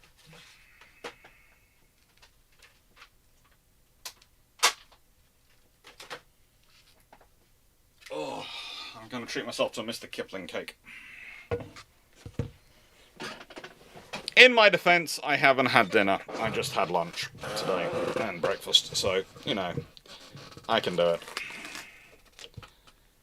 Life happens, and as you get older, one of the things is I'll enjoy when I'm not paying money towards the operation of functioning of 2 houses. I really don't have the economy for that. But the other house was supposed to have sold by now. It's supposed to have sold. It's been 12 months.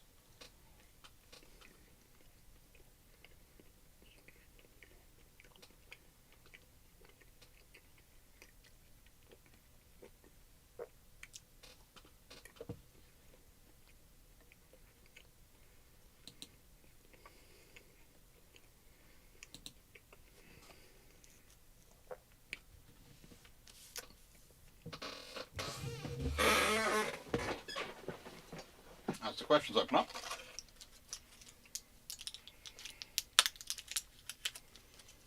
I'm also in an extra fun mood because I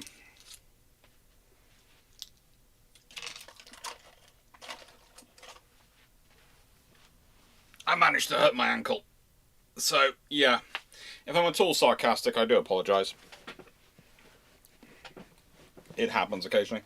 And as always, I'll be on Discord after the night is over to check in and chat and hopefully answer any more questions people have.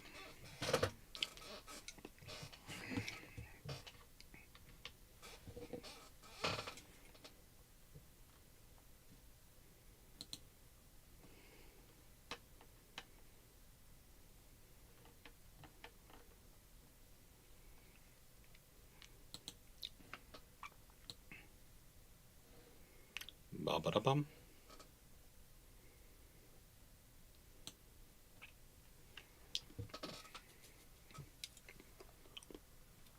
Right, so Angelo, on the off chance you're taking questions, has anyone looked into cruiser aviation crew divisions of tasks? Who is doing what and when? How they go about finding, not shadowing, fine. Honestly, we see most of that developed in the exercises, especially for the Americans in the 1930s and 1920s. Again, with the British, again, it's done in their major exercises. They test it out. And pretty much it's done on a scenario of what do we have, what's available, what's the scenario we're facing. Their policy is basically, if the carrier aircraft are busy, then a cruiser aircraft goes, in the Americans' case. In the British case, it's if you're operating with 4 cruisers and they all have aircraft, and they all have pairs of aircraft, they all launch one aircraft, usually in the morning. And they'll go off in the 4 quadrants and they'll search their quadrant.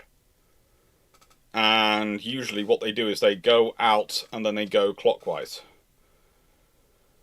Or anti-clockwise. Because that would be clockwise. Sorry, I went anti-clockwise and let's go clockwise. And they do that and they cover their area. So and then what they do is they'd go out to the furthest and then they'd work their way in. Because the idea was, if you go out to the furthest point and then work your way in, you're less likely to miss something than if you go from the inside, work from the inside out.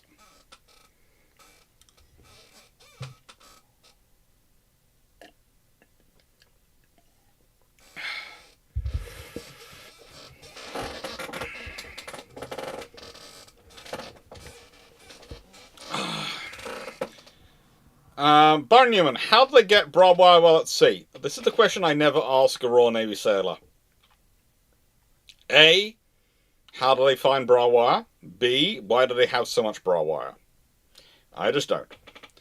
But in realistic examples, in the examples we find what they actually written down is that usually there's a shore station which has wrens, and so there's a supply of those, and they can nick it, and the wire is the right grade to be able to be used if they to mend things.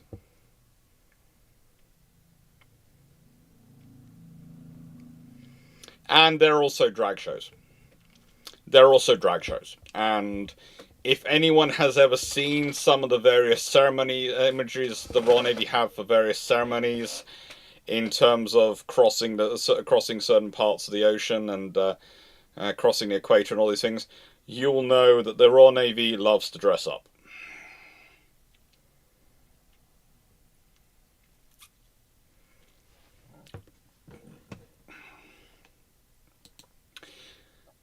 In answer to why did the house sell take so long, that's a more interesting question. In that, For the first 6 months, we were with an estate agent who didn't show a single person around that property. Not a single person went round that property. At all. No one. Not a single person. It went to a new estate agent at the big, well, about January.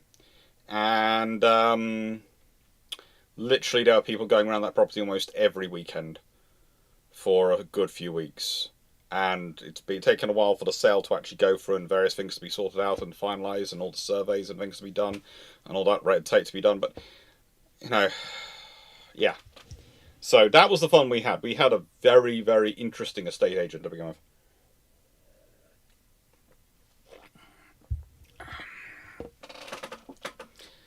IK4472, did the crews on RN cruisers have competitions for who could get an aircraft from crate to airway use the fastest? Now, here's the thing. They have competitions for getting boats ready.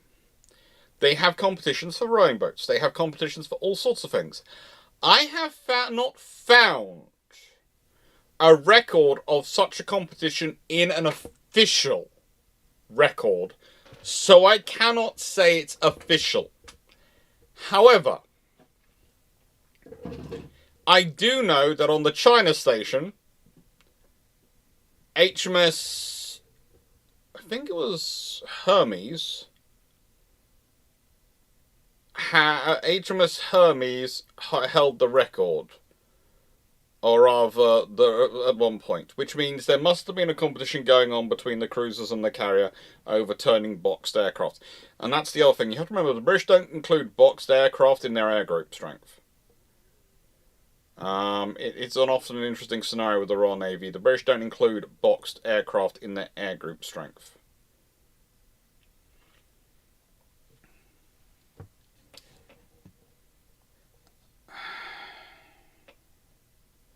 Oh, what would you say is the modern-day sea control ship?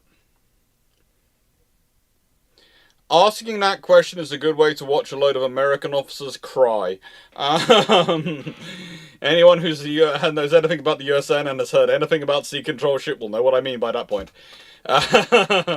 If you want to watch a lot of US Navy officers give them mild trauma responses, just mention sea control ship, especially if they're of a certain generation. I were anything to do with the US Navy about 30 to 40 years ago, or have served any point since then. Sea control ship usually sends them into a mild panic. But yeah, modern sea control ships, well, you could argue that most modern ships, as I've explained, is that nowadays we call them frigates and destroyers, but realistically they're air warfare cruisers and anti-submarine warfare cruisers with their size, and they all carry helicopters, and so they all kind of can do the sea control role in that scenario. They all have that particular capability. Bowman Boy, did any power consider possibility of dogfights between cruiser aircraft? Yes, they did. Quite a few of them had fighters, as some of the other aircraft they added into them, including the Royal Navy at various points.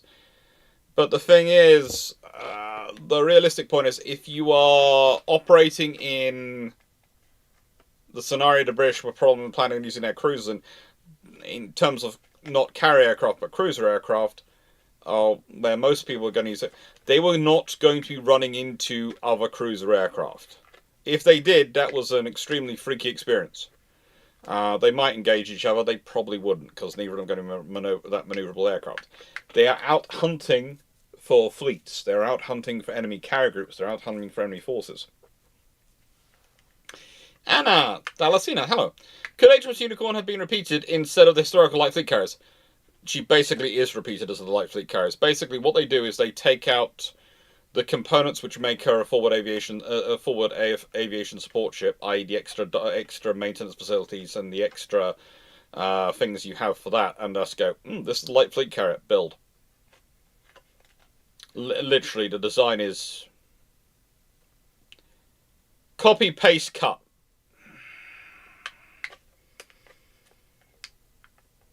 There are some minor changes, but it's honestly close enough that it is literally copy, paste, cut. And most of the big changes which people point to as going, this shows it's a new design, are literally just they've removed bits.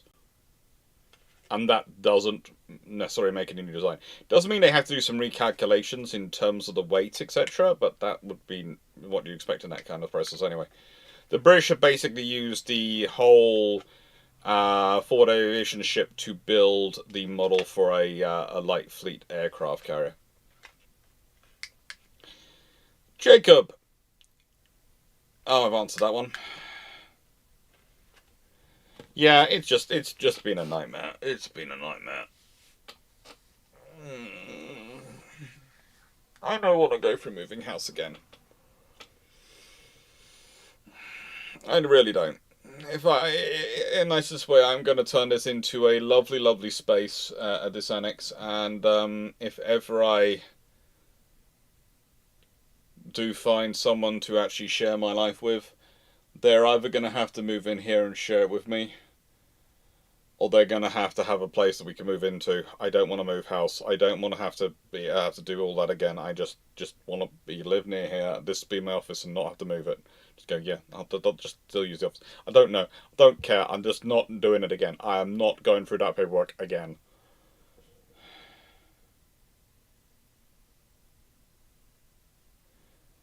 Oh, John, sorry, you meant the three-man crew. Who's looking out for ships, aircraft, and how? Again, finding, not shouting. Okay, so if they would all be scanning, the pilot would normally be scanning ahead while scanning the instruments and flying the aircraft.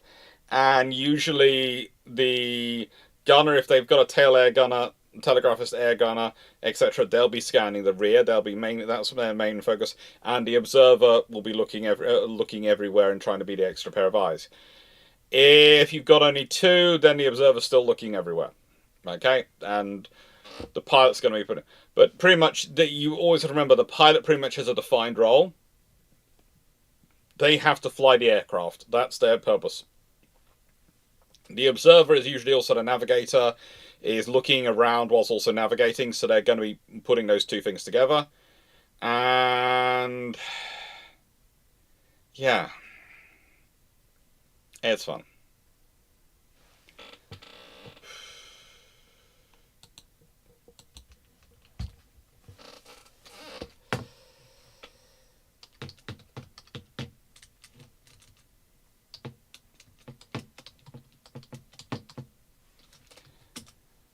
Well, the submarine sea otter is otherwise known as the improved walrus.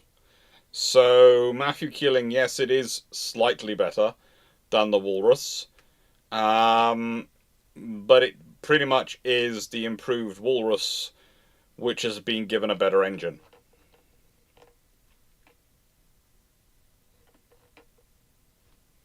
That's it. You know. They get a Bristol Mercury XXX 30, rated at 805 horsepower for takeoff, and could do a maximum of 855 horsepower at 4,500 feet. It boosts their speed and boosts their range and their operation efficiency and all sorts of things. But yeah, pretty much it's it. And then you have the other counterpart American one is the Grumman duck, realistically. That's another cute aircraft. I did almost put that up as an example because the duck is a really interesting aircraft, but it's also... the duck is also an aircraft which is weird as anything. And I didn't want to hear comparisons between it and the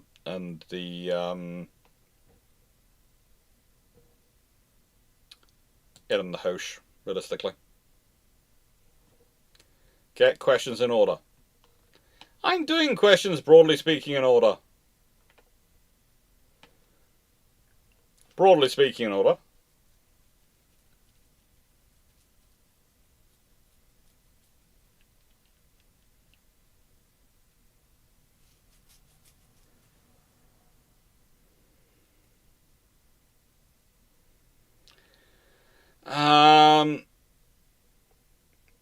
Nigerian, why has the Walrus light strike aircraft ability been mostly overlooked for cruiser-borne aviation?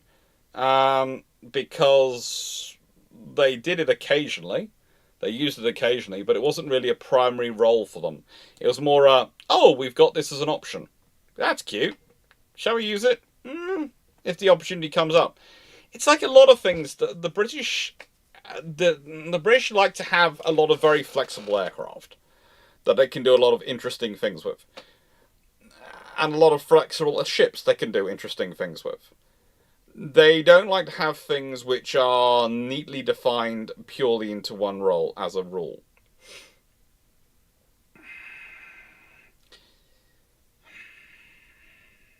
But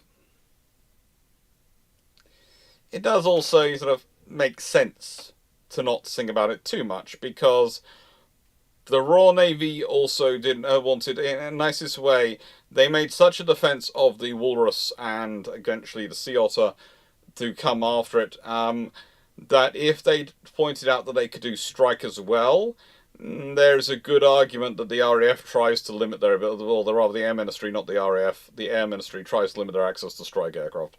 So you tend to downplay things which are not your primary strike assets. Walter Bros, why are most navies using float planes rather than flying boats? Well, the Royal Navy uses float planes as well. The Swordfish is a float plane, etc. Honestly, it's easier because you design a regular aircraft and then you add floats on it. Whereas a flying boat has a lot of extra added complication, has a lot of other problems added into it. But, you know, it's one of those things of, if that's what you want, if you're prepared to go through the issues that are and deal with the complications of building it, you can end up with a very good platform. So tends to be most navies are going for the slightly easier option, but yeah. And that's why some navies go for that tri-float arrangement, because that's the closest you can get to a flying boat, which isn't a flying boat, really.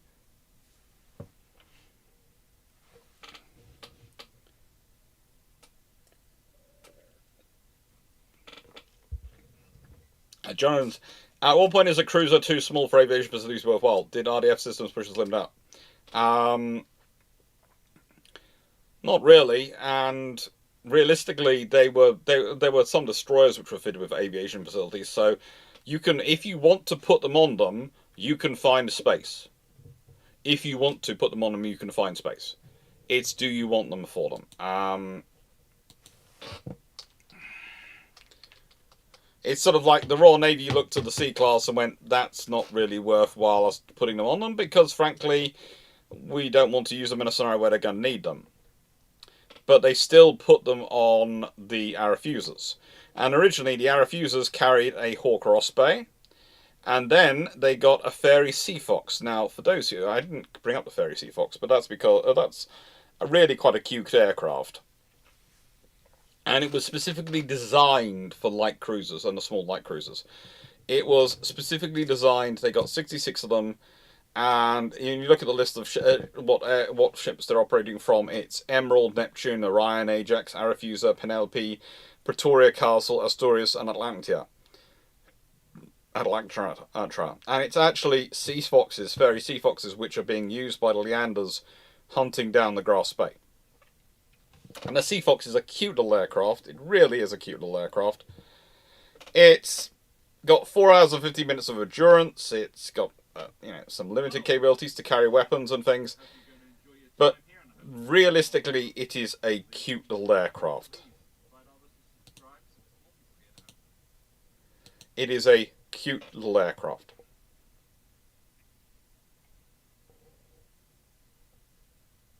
Take care.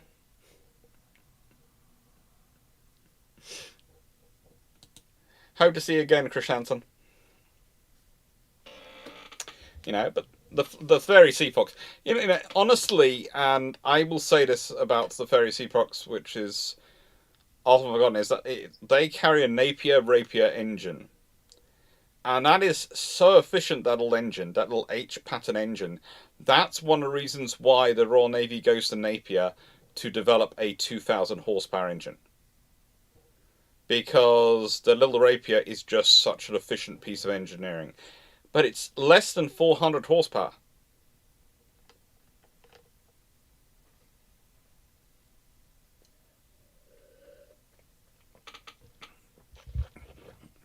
It's less than 400 horsepower.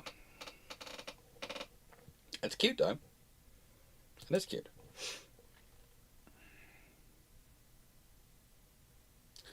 Tomas Kolek, so it's on the house on the offer and the lawyers are doing a thing. Yeah. But it just keeps going on longer and longer and longer. I was expecting to have to be... you're going to know which week I go up, because I will literally swap the Thursday and the Saturday video around.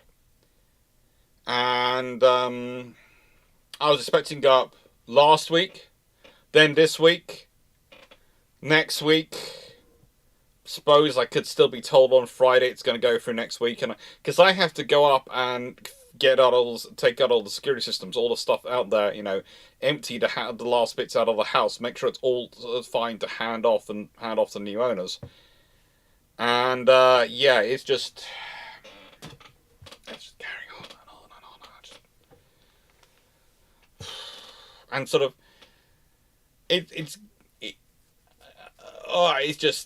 it just keeps leaning, because also as well, you know, well, the money doesn't come through from the house and all things, but you still need to pay the lawyers on time. You still need to pay all those things on time. It's just financially, it's a nightmare. And what I laugh is, okay, I do consultancy 2 days a week to pay my bills and to pay all the bills and sort of pay those, and that's that's the paycheck. And then I do YouTube and historic research. Well, let's be honest, pretty much every other day of the week I do something on it, and even on the days which I consultancy, I do something on it. I do something on it because I love that. And I suppose that accounts for, you know, that pay basically, as I always say, the YouTube and the history, the YouTube Patreon stuff and all that stuff, all the super chats, super thanks, all those things, all the advertised money and all that stuff, that pays for the books, it pays for the research trips, it pays for those things. Yet that, throughout the process, and especially recently, has become, up until a few months ago, the consultancy was quite a reliable income stream, in terms of, it's not so much I'm still doing the same work, it's just the pay keeps getting delayed. And then it comes through, and I get it, but it's just delayed, and that's causing me trouble this week. But the YouTube stuff, the Patreon stuff, that always comes through on the same day, and that. Honestly, my sanity would be in trouble if it wasn't for that stuff. It really would be. It's the other that, or I'd be working at McDonald's and going, yeah, I'll do that 3 days a week to give myself an extra pay. Because I am one of those people who really doesn't give a flying hoot. I will get a job. If I'm in a situation where I need money, or I'm not employed, I will go and get a job. I will get something, and then I will look for something which I will prefer better. But I will get what I can immediately. It's always been my way. I prefer to have income than to have, because I have various expensive hobbies. I love my books. They're expensive. I have a poodle and a corgi. They like to eat. I like to eat. All these things mean I like money in my bank account. But it's, yeah. It's been fun. It's been fun. It'll be sorted out soon.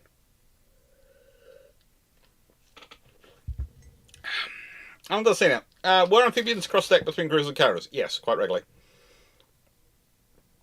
Quite regularly. They're often moving around between the ships, and kind of like modern helicopters. In fact, especially in the Royal Navy, they were treated very similar to modern helicopters. They'd be wandering around between the ships. And sometimes what you do is you go, okay, this needs maintenance. We'll send it to the carrier for maintenance, because they've got more facilities to do. Because, of course, they have Pegasus engines abilities, because they have Swordfish, which have Pegasus engines. And we'll get one out of store. We'll get one out of boxes, and we'll uncrate one.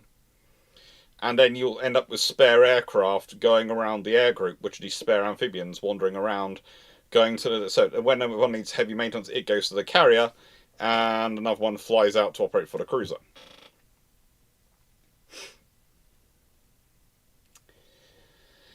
John Evans, how much work did the RM put into air spotting for the battle fleets full of shot in interwar years?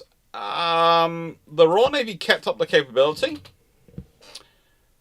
but when you consider the Royal Navy is doing almost 50% of the time of their fighting engagements are practicing at night, where you don't really have much air spotting abilities, you start to realise what they're aiming for. Also, the RN wants to do long-range spotting. They do, especially with their capital ships, and they want to do long-range engagement. You have to remember, again, the Royal Navy's plan is always to engage from long range and get closer. They have a decisive battle range they want to get to. A decisive battle range where they can kill you at. And they work it out for all their enemies, and they putting intelligence information together on what they're planning to do. They basically consider long-range shots are good for inflicting a mission kill on the enemy. They want to sink them. That means they have to get, not to short range, they're not getting as close as the French sometimes are, but getting to a range which is certainly closer than what the Americans and Japanese were hoping to fight battles at.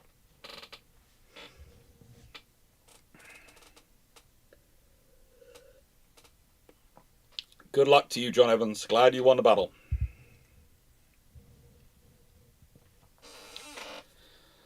Oh, Jacobs, I'm fairly sure the companies don't pay late. I work, as I told you about it before, I work for a firm, and the firm's going through transition at the moment. And as I've discussed previously, when it's completed its transition, I think I'm going to go independent. I'm not sure how well that's going to go. You never know. That's another step into the unknown. That's going to mean that as far as incomes happen, initially at least, my only income is going to be YouTube stuff for that period. So for September, October, November, and probably December this year, I am going to be entirely dependent. My entire income stream is going to be YouTube and whatever books I sell and Patreon and Twitch and all those things. That's going to be it. Because I'm going to presume, even if I set up myself independent as doing things independent, set up my website, I'm going to presume it's going to take a little while to get customers. People wanting to hire me for that sort of scenario. For that sort of strategic consultancy. And then it's going to take, they usually pay, it's sort of end of the month pay sort of scenario. So if you work out, if I set it up, I have to have a 2-month gap anyway. So that's going to take me into November. And so even if I set it up, I maybe get my first clients end of November, beginning of December. And then I won't get paid till probably January. So yeah, that's my scenario. That's what I'm looking at. But that's down the way a bit. Walter Bros, did the IJN ever use the float-plane version of Zero on a cruiser? The Ruth. I think they did. They were certainly looking at fighters for various aircraft things, and they were sort of trying to add them on. Yeah. Thank you, KVG. For the Princess Bride Fund. I'm not opening up the Princess Bride Fund again until next November. I'm not. It will be again on there. If you guys want me to watch The Princess Bride, you're going to buy me a new kitchen. That's it. I'm being quite honest with you. That's my level at which for me to watch The Princess Bride. I've been completely honest. If I'm getting a new kitchen, then I will watch The Princess Bride. If I'm not getting a new kitchen, no. That is the level of incentive we're looking at.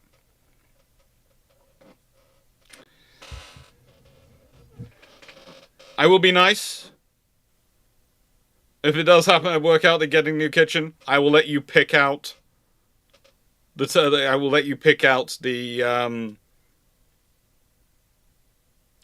kitchen tops and etc. The colouring is going to be easy because it's all going to be orange. But the kitchen top color, the countertop covers, you can pick that up. But yeah, that's the rule as always.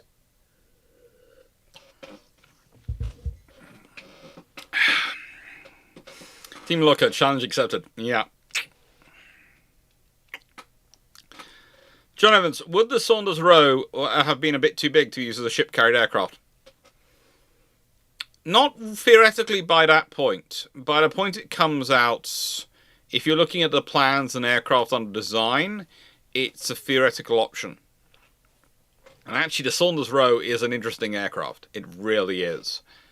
It could have been a very, very nice reconnaissance aircraft, fighter aircraft for cruisers and things to carry, if the world had gone in that direction in the 1950s. And there is a scenario where they do. There is a scenario where they do.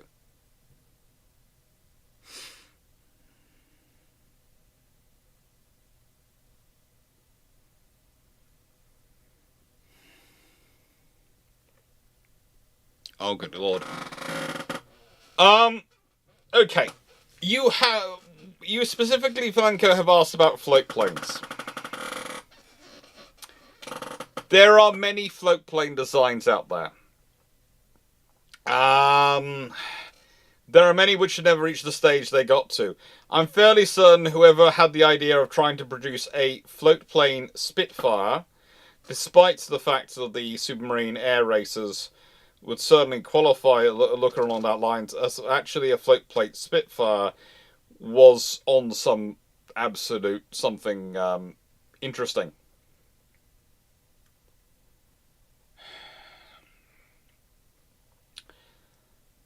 For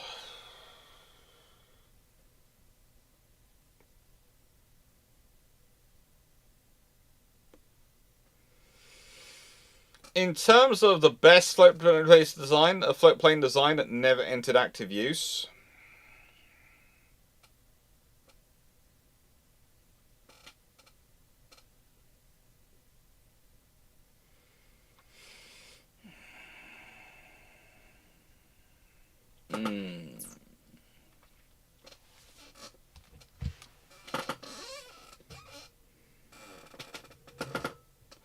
I think most of the good ones did actually get used.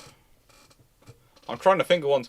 You know, there's ones which were designed post World War II, which never really got the chance they deserved because the world moved on. But that doesn't really, to me, that doesn't mean they didn't end in active use. Just the world moved on from them.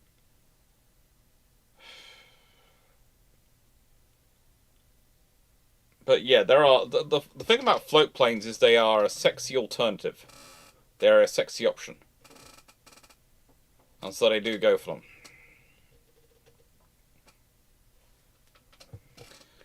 I do think there was. I do seem to remember there was, and I know I probably shouldn't say this. Is there was a Blackburn design which had floats. I do think there was one.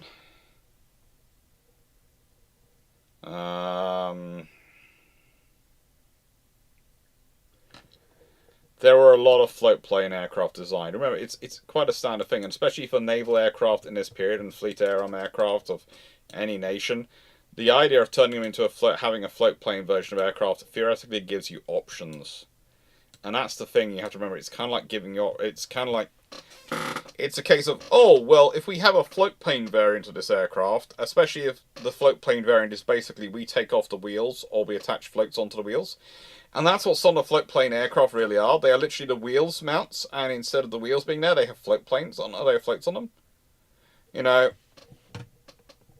if you consider these aircraft, because they are flying boats, you don't see it. They have their wheels sticking down, or they have them trunched up if they're being launched. They stick them down as part of a landing to act as brake. But if we go back to, not this one, to these aircraft, a lot of these aircraft, you can tell where their wheel struts go, because the floats go into them.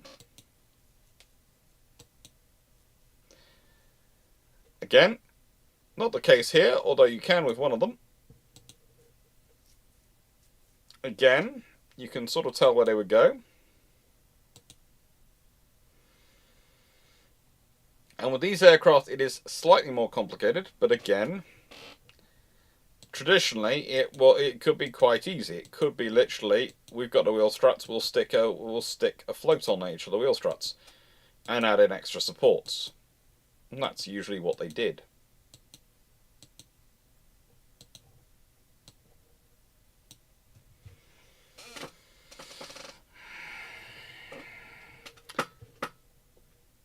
What about us? Which catapult system is superior, stern mount or midships?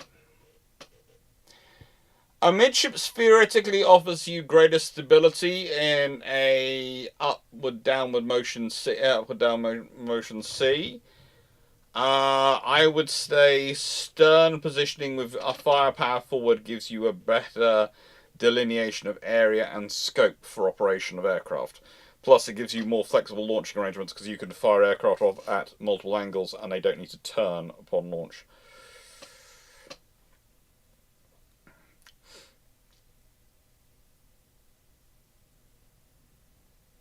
And before did navies have a standard catapult setup that could take all aircraft they intended to catapult launch?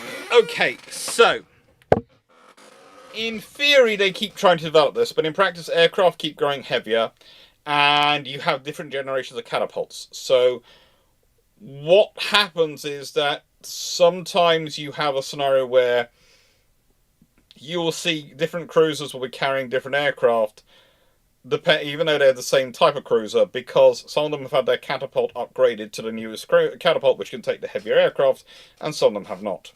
And that's also one of the reasons why they're talking about the light cruiser aircraft being the Fairey Sea Fox, because they usually had a lighter structure catapult, which could only take lighter, smaller aircraft. But it worked. Now, IK472. Did navies answer that one?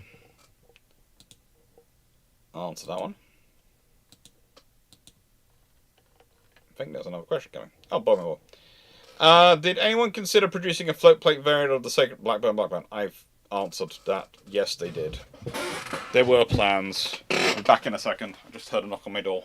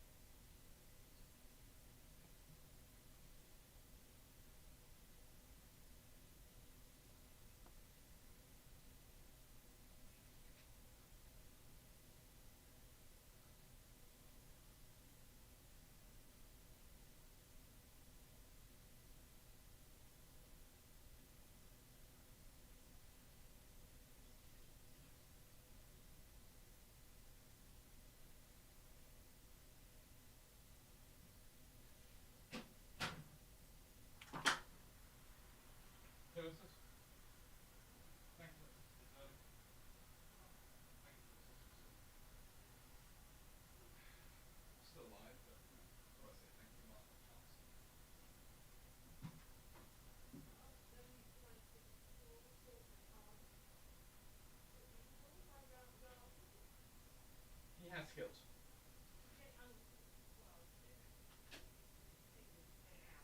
Yeah, but he has skills. He can do it himself.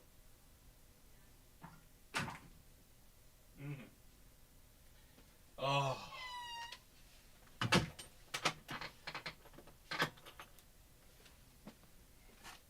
I have all my fingers. I succeeded in doing something which I wasn't supposed to. Corgi has managed to get his paws caught in his harness. I still have all my fingers. I'm having another Kipling cake. I am having another Kipling cake.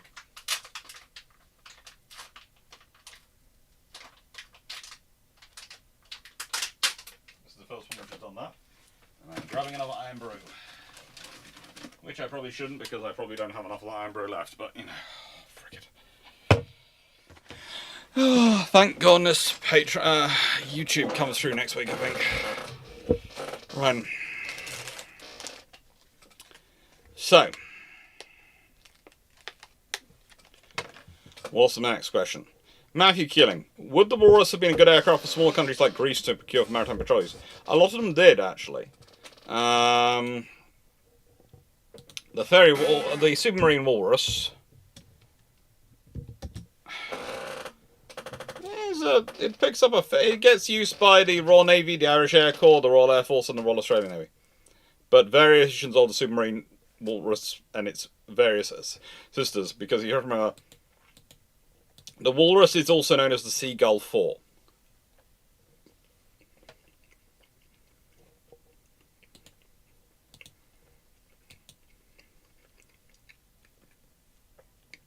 Which in turn is developed from the submarine Seal. And the fact is, it's one of the interesting things is that if it hadn't been for the Fleet Air Arm keep ordering these flying boats from Supermarine, they'd have gone bankrupt and wouldn't have been able to produce the Spitfire.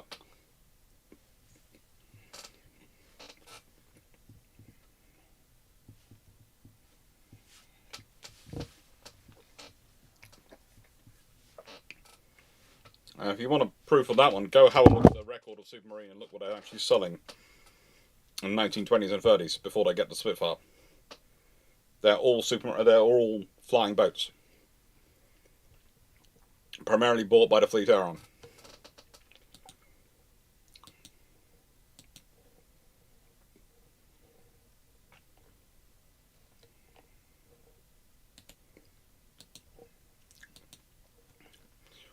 And then you have the Submarine Sea Otter, which is procured by the Royal Australian Navy again, the Royal Danish Air Force, the Royal Navy, and the Royal Air Force. There's this line of development. And it goes Seal, Seagulls, Walrus, and Otter.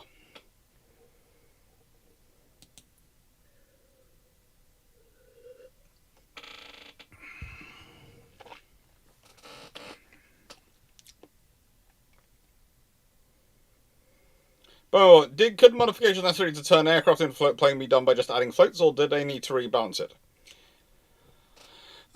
You need to work out the drag calculations to make sure you have the power to sufficiently take off with the floats, and especially the floats when they're wet. You do need to do some work occasionally on balance, but often you design the floats around providing the balance support for the aircraft, and that's also one of the reasons why the aircraft end up with extra struts coming at certain points, added on, not just the wheel struts, but other points, to provide that extra support necessary for the aircraft to have stability on them.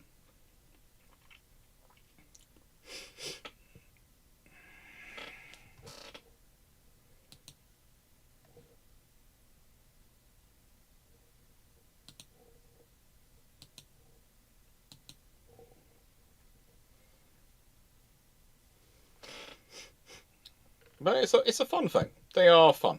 They are capable, and it's one of those things. These are one of those scenarios where you sit there and look at the aircraft and you go, wow, that's quite a lot of capability. And there's also certain points as the Royal Navy is working on... I've got a video coming up soon, which I'm going to actually record. I think I'm planning on recording it Saturday, but might end up recording it tomorrow. But I think I'm going to record it Saturday. Or might even record it in the early hours of tomorrow morning. Who knows?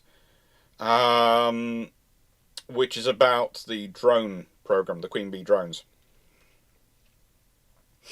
And one of the aircraft which was actually used for drones, and actually a lot of the drone aircraft, were launched by catapult. And the reason they did that is because the idea was a cruiser would go off, or Argus, when she entered the engine service, would go off to one side and launch these drones from their catapults, and then they could do the AA gunfire testing, and that's why they sort of carried them on. And they controlled the drones from either their aircraft, if they launched it, or they controlled the drone from the cruiser.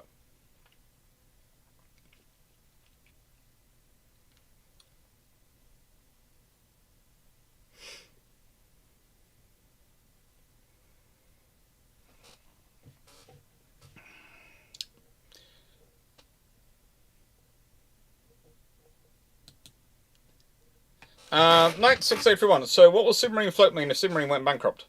If Submarine go bankrupt, then the Royal Navy's probably buying the float planes from Fairey or from Blackburn. That's the other option.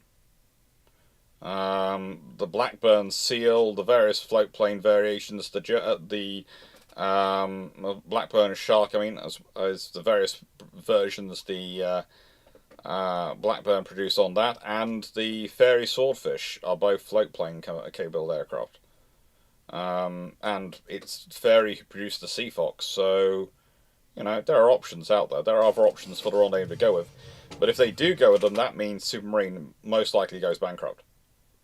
And they might be owned by Vickers, but Vickers are not a charity. Vickers are not a company which is going to keep you going just because they like you. You've got to earn your keep. And the reason why Vickers consider Submarine worth investing in and worth earning their keep is because they get consistent contracts from the courtesy of the Fleet Air Arm for the Navy.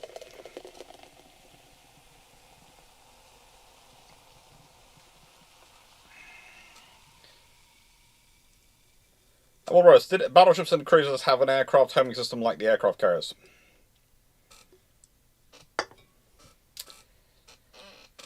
Some did, some didn't.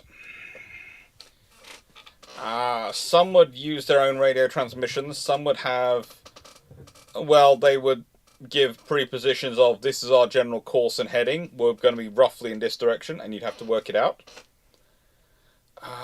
They practiced and developed this over the many years, and the fact is, though, they usually did manage to find them, and they worked with lower powered versions occasionally of the beacon systems. They had options to develop them, okay. But also there was the fact that you didn't really launch your aircraft if you wanted to recover it without thinking about the chance to recover it. And you have to remember, you've got to pick a spot where you're comfortable slowing your ship down or perhaps even stopping it to recover the aircraft aboard. So that is always the risk. And that was ultimately the reason why float planes and flying boats really fall out of favour versus helicopters, even though the early helicopters are absolutely terrible, is because ships do not need to slow down or stop to recover a helicopter. They don't. With float planes or flying boats, you have to crane them aboard, or they have to repair to land, and then you deal them back there.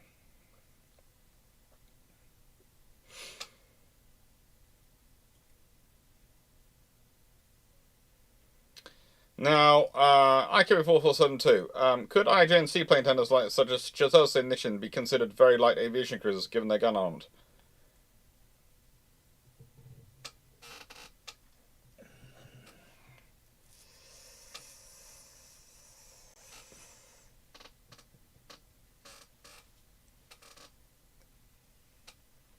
It's an argument you could make. I'm not sure I agree with it, but it's an argument you could make. I'd be interested to see how it would work out.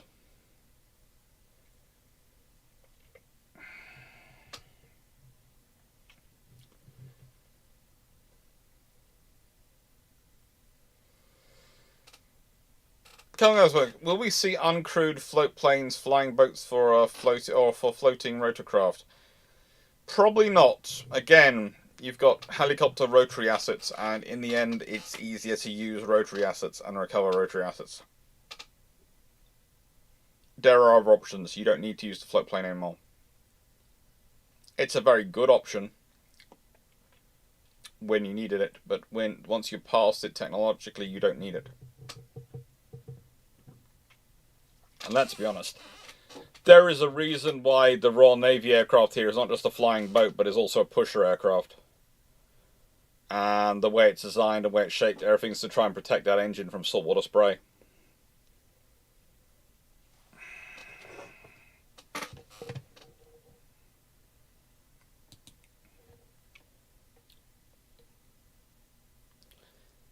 I presume that's the case of would Submarine revert to Vickers. They might revert to Vickers, but if they do, they probably get broken up. They probably aren't the same crew anymore. But there's another reason why I'm fairly certain that, again, if the Royal Navy is going to go to anyone to design their fighter, there's a reason I go with the Gullwing Seafire of that Supermarine we're building as the other option, and it's because the Air Ministry is quite so clear at stopping that. And I think that's the fighter the Royal Navy were building their building their fleet defence idea around. And the reason is because look at the relationship they have with Supermarine. Supermarine know that the Royal Navy kept them going. The Supermarine engineers, the designers, their architects, all their people know that the Royal Navy is what has kept their business and their dream alive. It's the Royal Navy's work which funded their Schneider Trophy efforts. It's the Royal Navy which gave them all the connections. Yes, the Air Ministries are now all over them for the Spitfire, but the Air Ministry never liked them when they were down. They only like them because they're doing well now. The Air Ministry is a fair weather friend. So, if any engineering company is going to bend over backwards in that period to give the Royal Navy the fighter of its dreams in late 1930s, and do it discreetly, in development discreetly, while the Royal Navy is still getting the final tidbits of control over its fleet air arm back, it's going to be Supermarine. Because as far as they're concerned, the Navy's what kept them alive.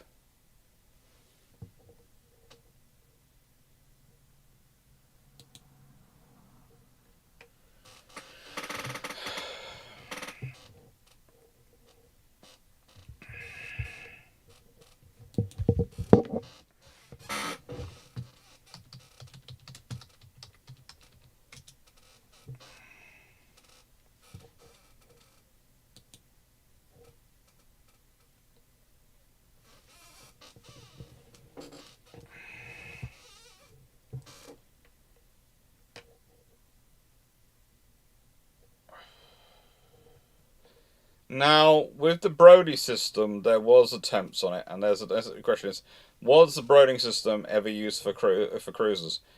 There was a lot of tests and ideas put forward for it, and it was considered an option. But one of the problems is that for long-range reconnaissance aircraft, they're going to be quite heavy in comparison to it. And in comparison to the aircraft they're developing, which was going to introduce issues. But they did look at it. And there are some landing ship tanks, which are outfitted with Brody landing systems. But they look at the aircraft they tend to using as Sentinel L5s, etc. Very light aircraft. And yeah, basically they're a bit heavy. These kind of aircraft are a bit heavy for that job.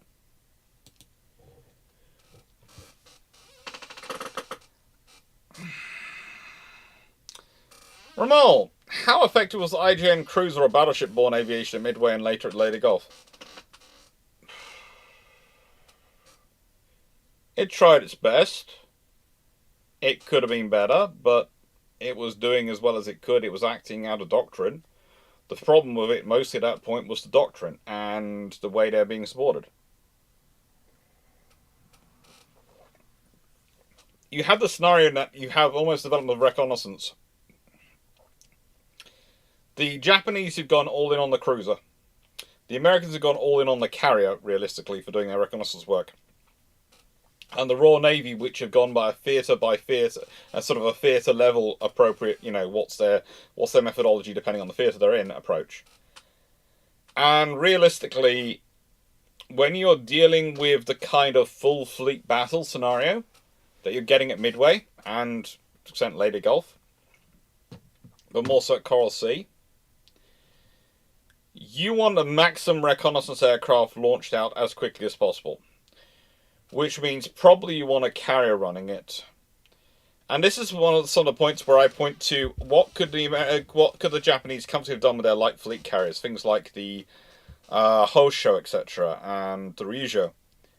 If they turn them into reconnaissance carriers, and literally kept them with the fleet as a reconnaissance asset, they stream off the reconnaissance aircraft and recover the reconnaissance aircraft. That would probably be a very sensible use for their light fleet carriers.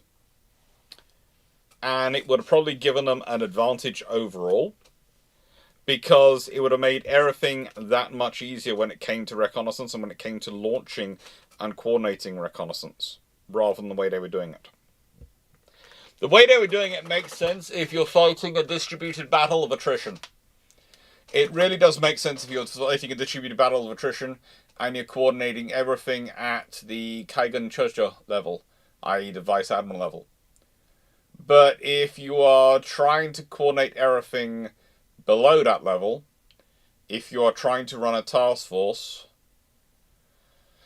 and you're not dealing with staffs integrating with staffs, but ships talking to staffs and ships talking to these things, then you have trouble. And realistically, you could solve that all by having a reconnaissance carrier.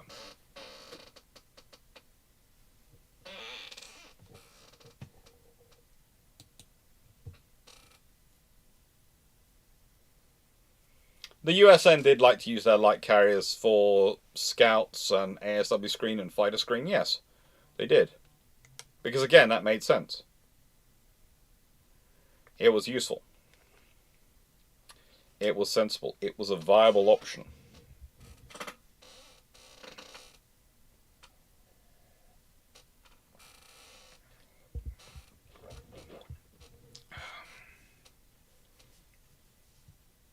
Hi, Lance.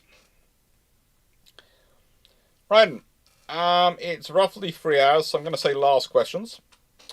And then I'm going to pop and check all the fluffs that are in bed and everything sorted out, and then I'll be on Discord, if anyone would like to chat further. I usually do about an hour or so on Discord, chatting away. I like that. It's my thing. I like chatting with people. I do history so I can share history. As I've said before many times, to me a historian is someone who loves to learn the past and always wanting to study new stuff, but also always wants to share it. That's what makes you a historian. Well, how did the IJN Cruiser-borne aviation change with the advent of Eisenhower conversions? Realistically, they translated it up to them, but added in fighters and other things to the Eisenhower. But as I've said many times, I think Drax said a few times, Jamie Seedell said a few times, quite a few of my colleagues who are naval historians who also do YouTube channels have said, if Eisenhower are answer to the question, our answer to your question, then you are either asking the wrong questions or you're in serious trouble and you're beyond that question point.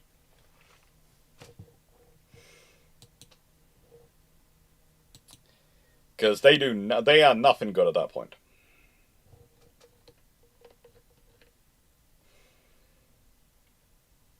Right on.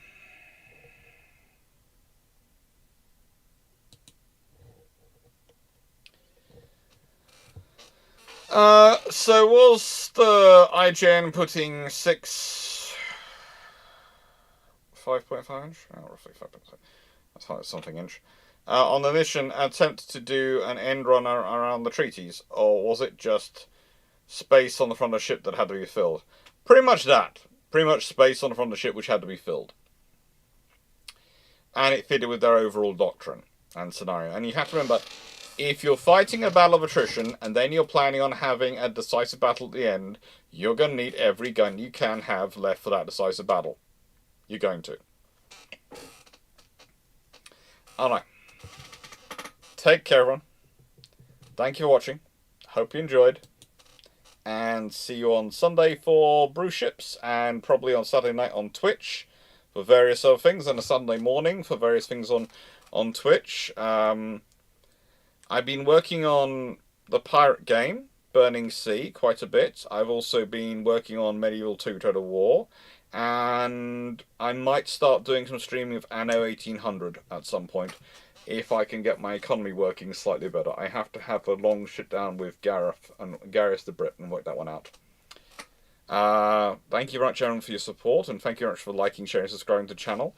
And yeah, I've got a couple of friends on Twitch and YouTube who I like to occasionally give a shout out for. Of course, DrakenFL, who you all know. Then there is my good friend Fleet of Oceans, who is always trying to work on growing their channel. There's Runon, and there's Foxo. Links to their channels are down below on Twitch. And there's Gareth the Brit, again, as well. You know, and there's Dr. Dan, he has a YouTube channel. All are worthwhile following, all are fun people, and all do interesting history. And it is an alt history questions on this Sunday's Brew Ships. It is the third Sunday in a month, I think. Yeah, it's the third Sunday in a month, so it's the alt history questions Brew Ships. So, wish me luck, alt history questions. Drac thinks I'm being cruel to him on that one. He thinks I'm like, and thinks that I do this on purpose because it's increasing his number of alt history questions he gets. I just love it. Anyway, thank you very much for watching, everyone. Thank you, Paul. Thank you, John. Thank you, Runon. Thank you, Leslie. Thank you, everyone who's been in the chat. Thank you, Carl Van Gasberg. Thank you, 96831. Thank you, Anna Falenko.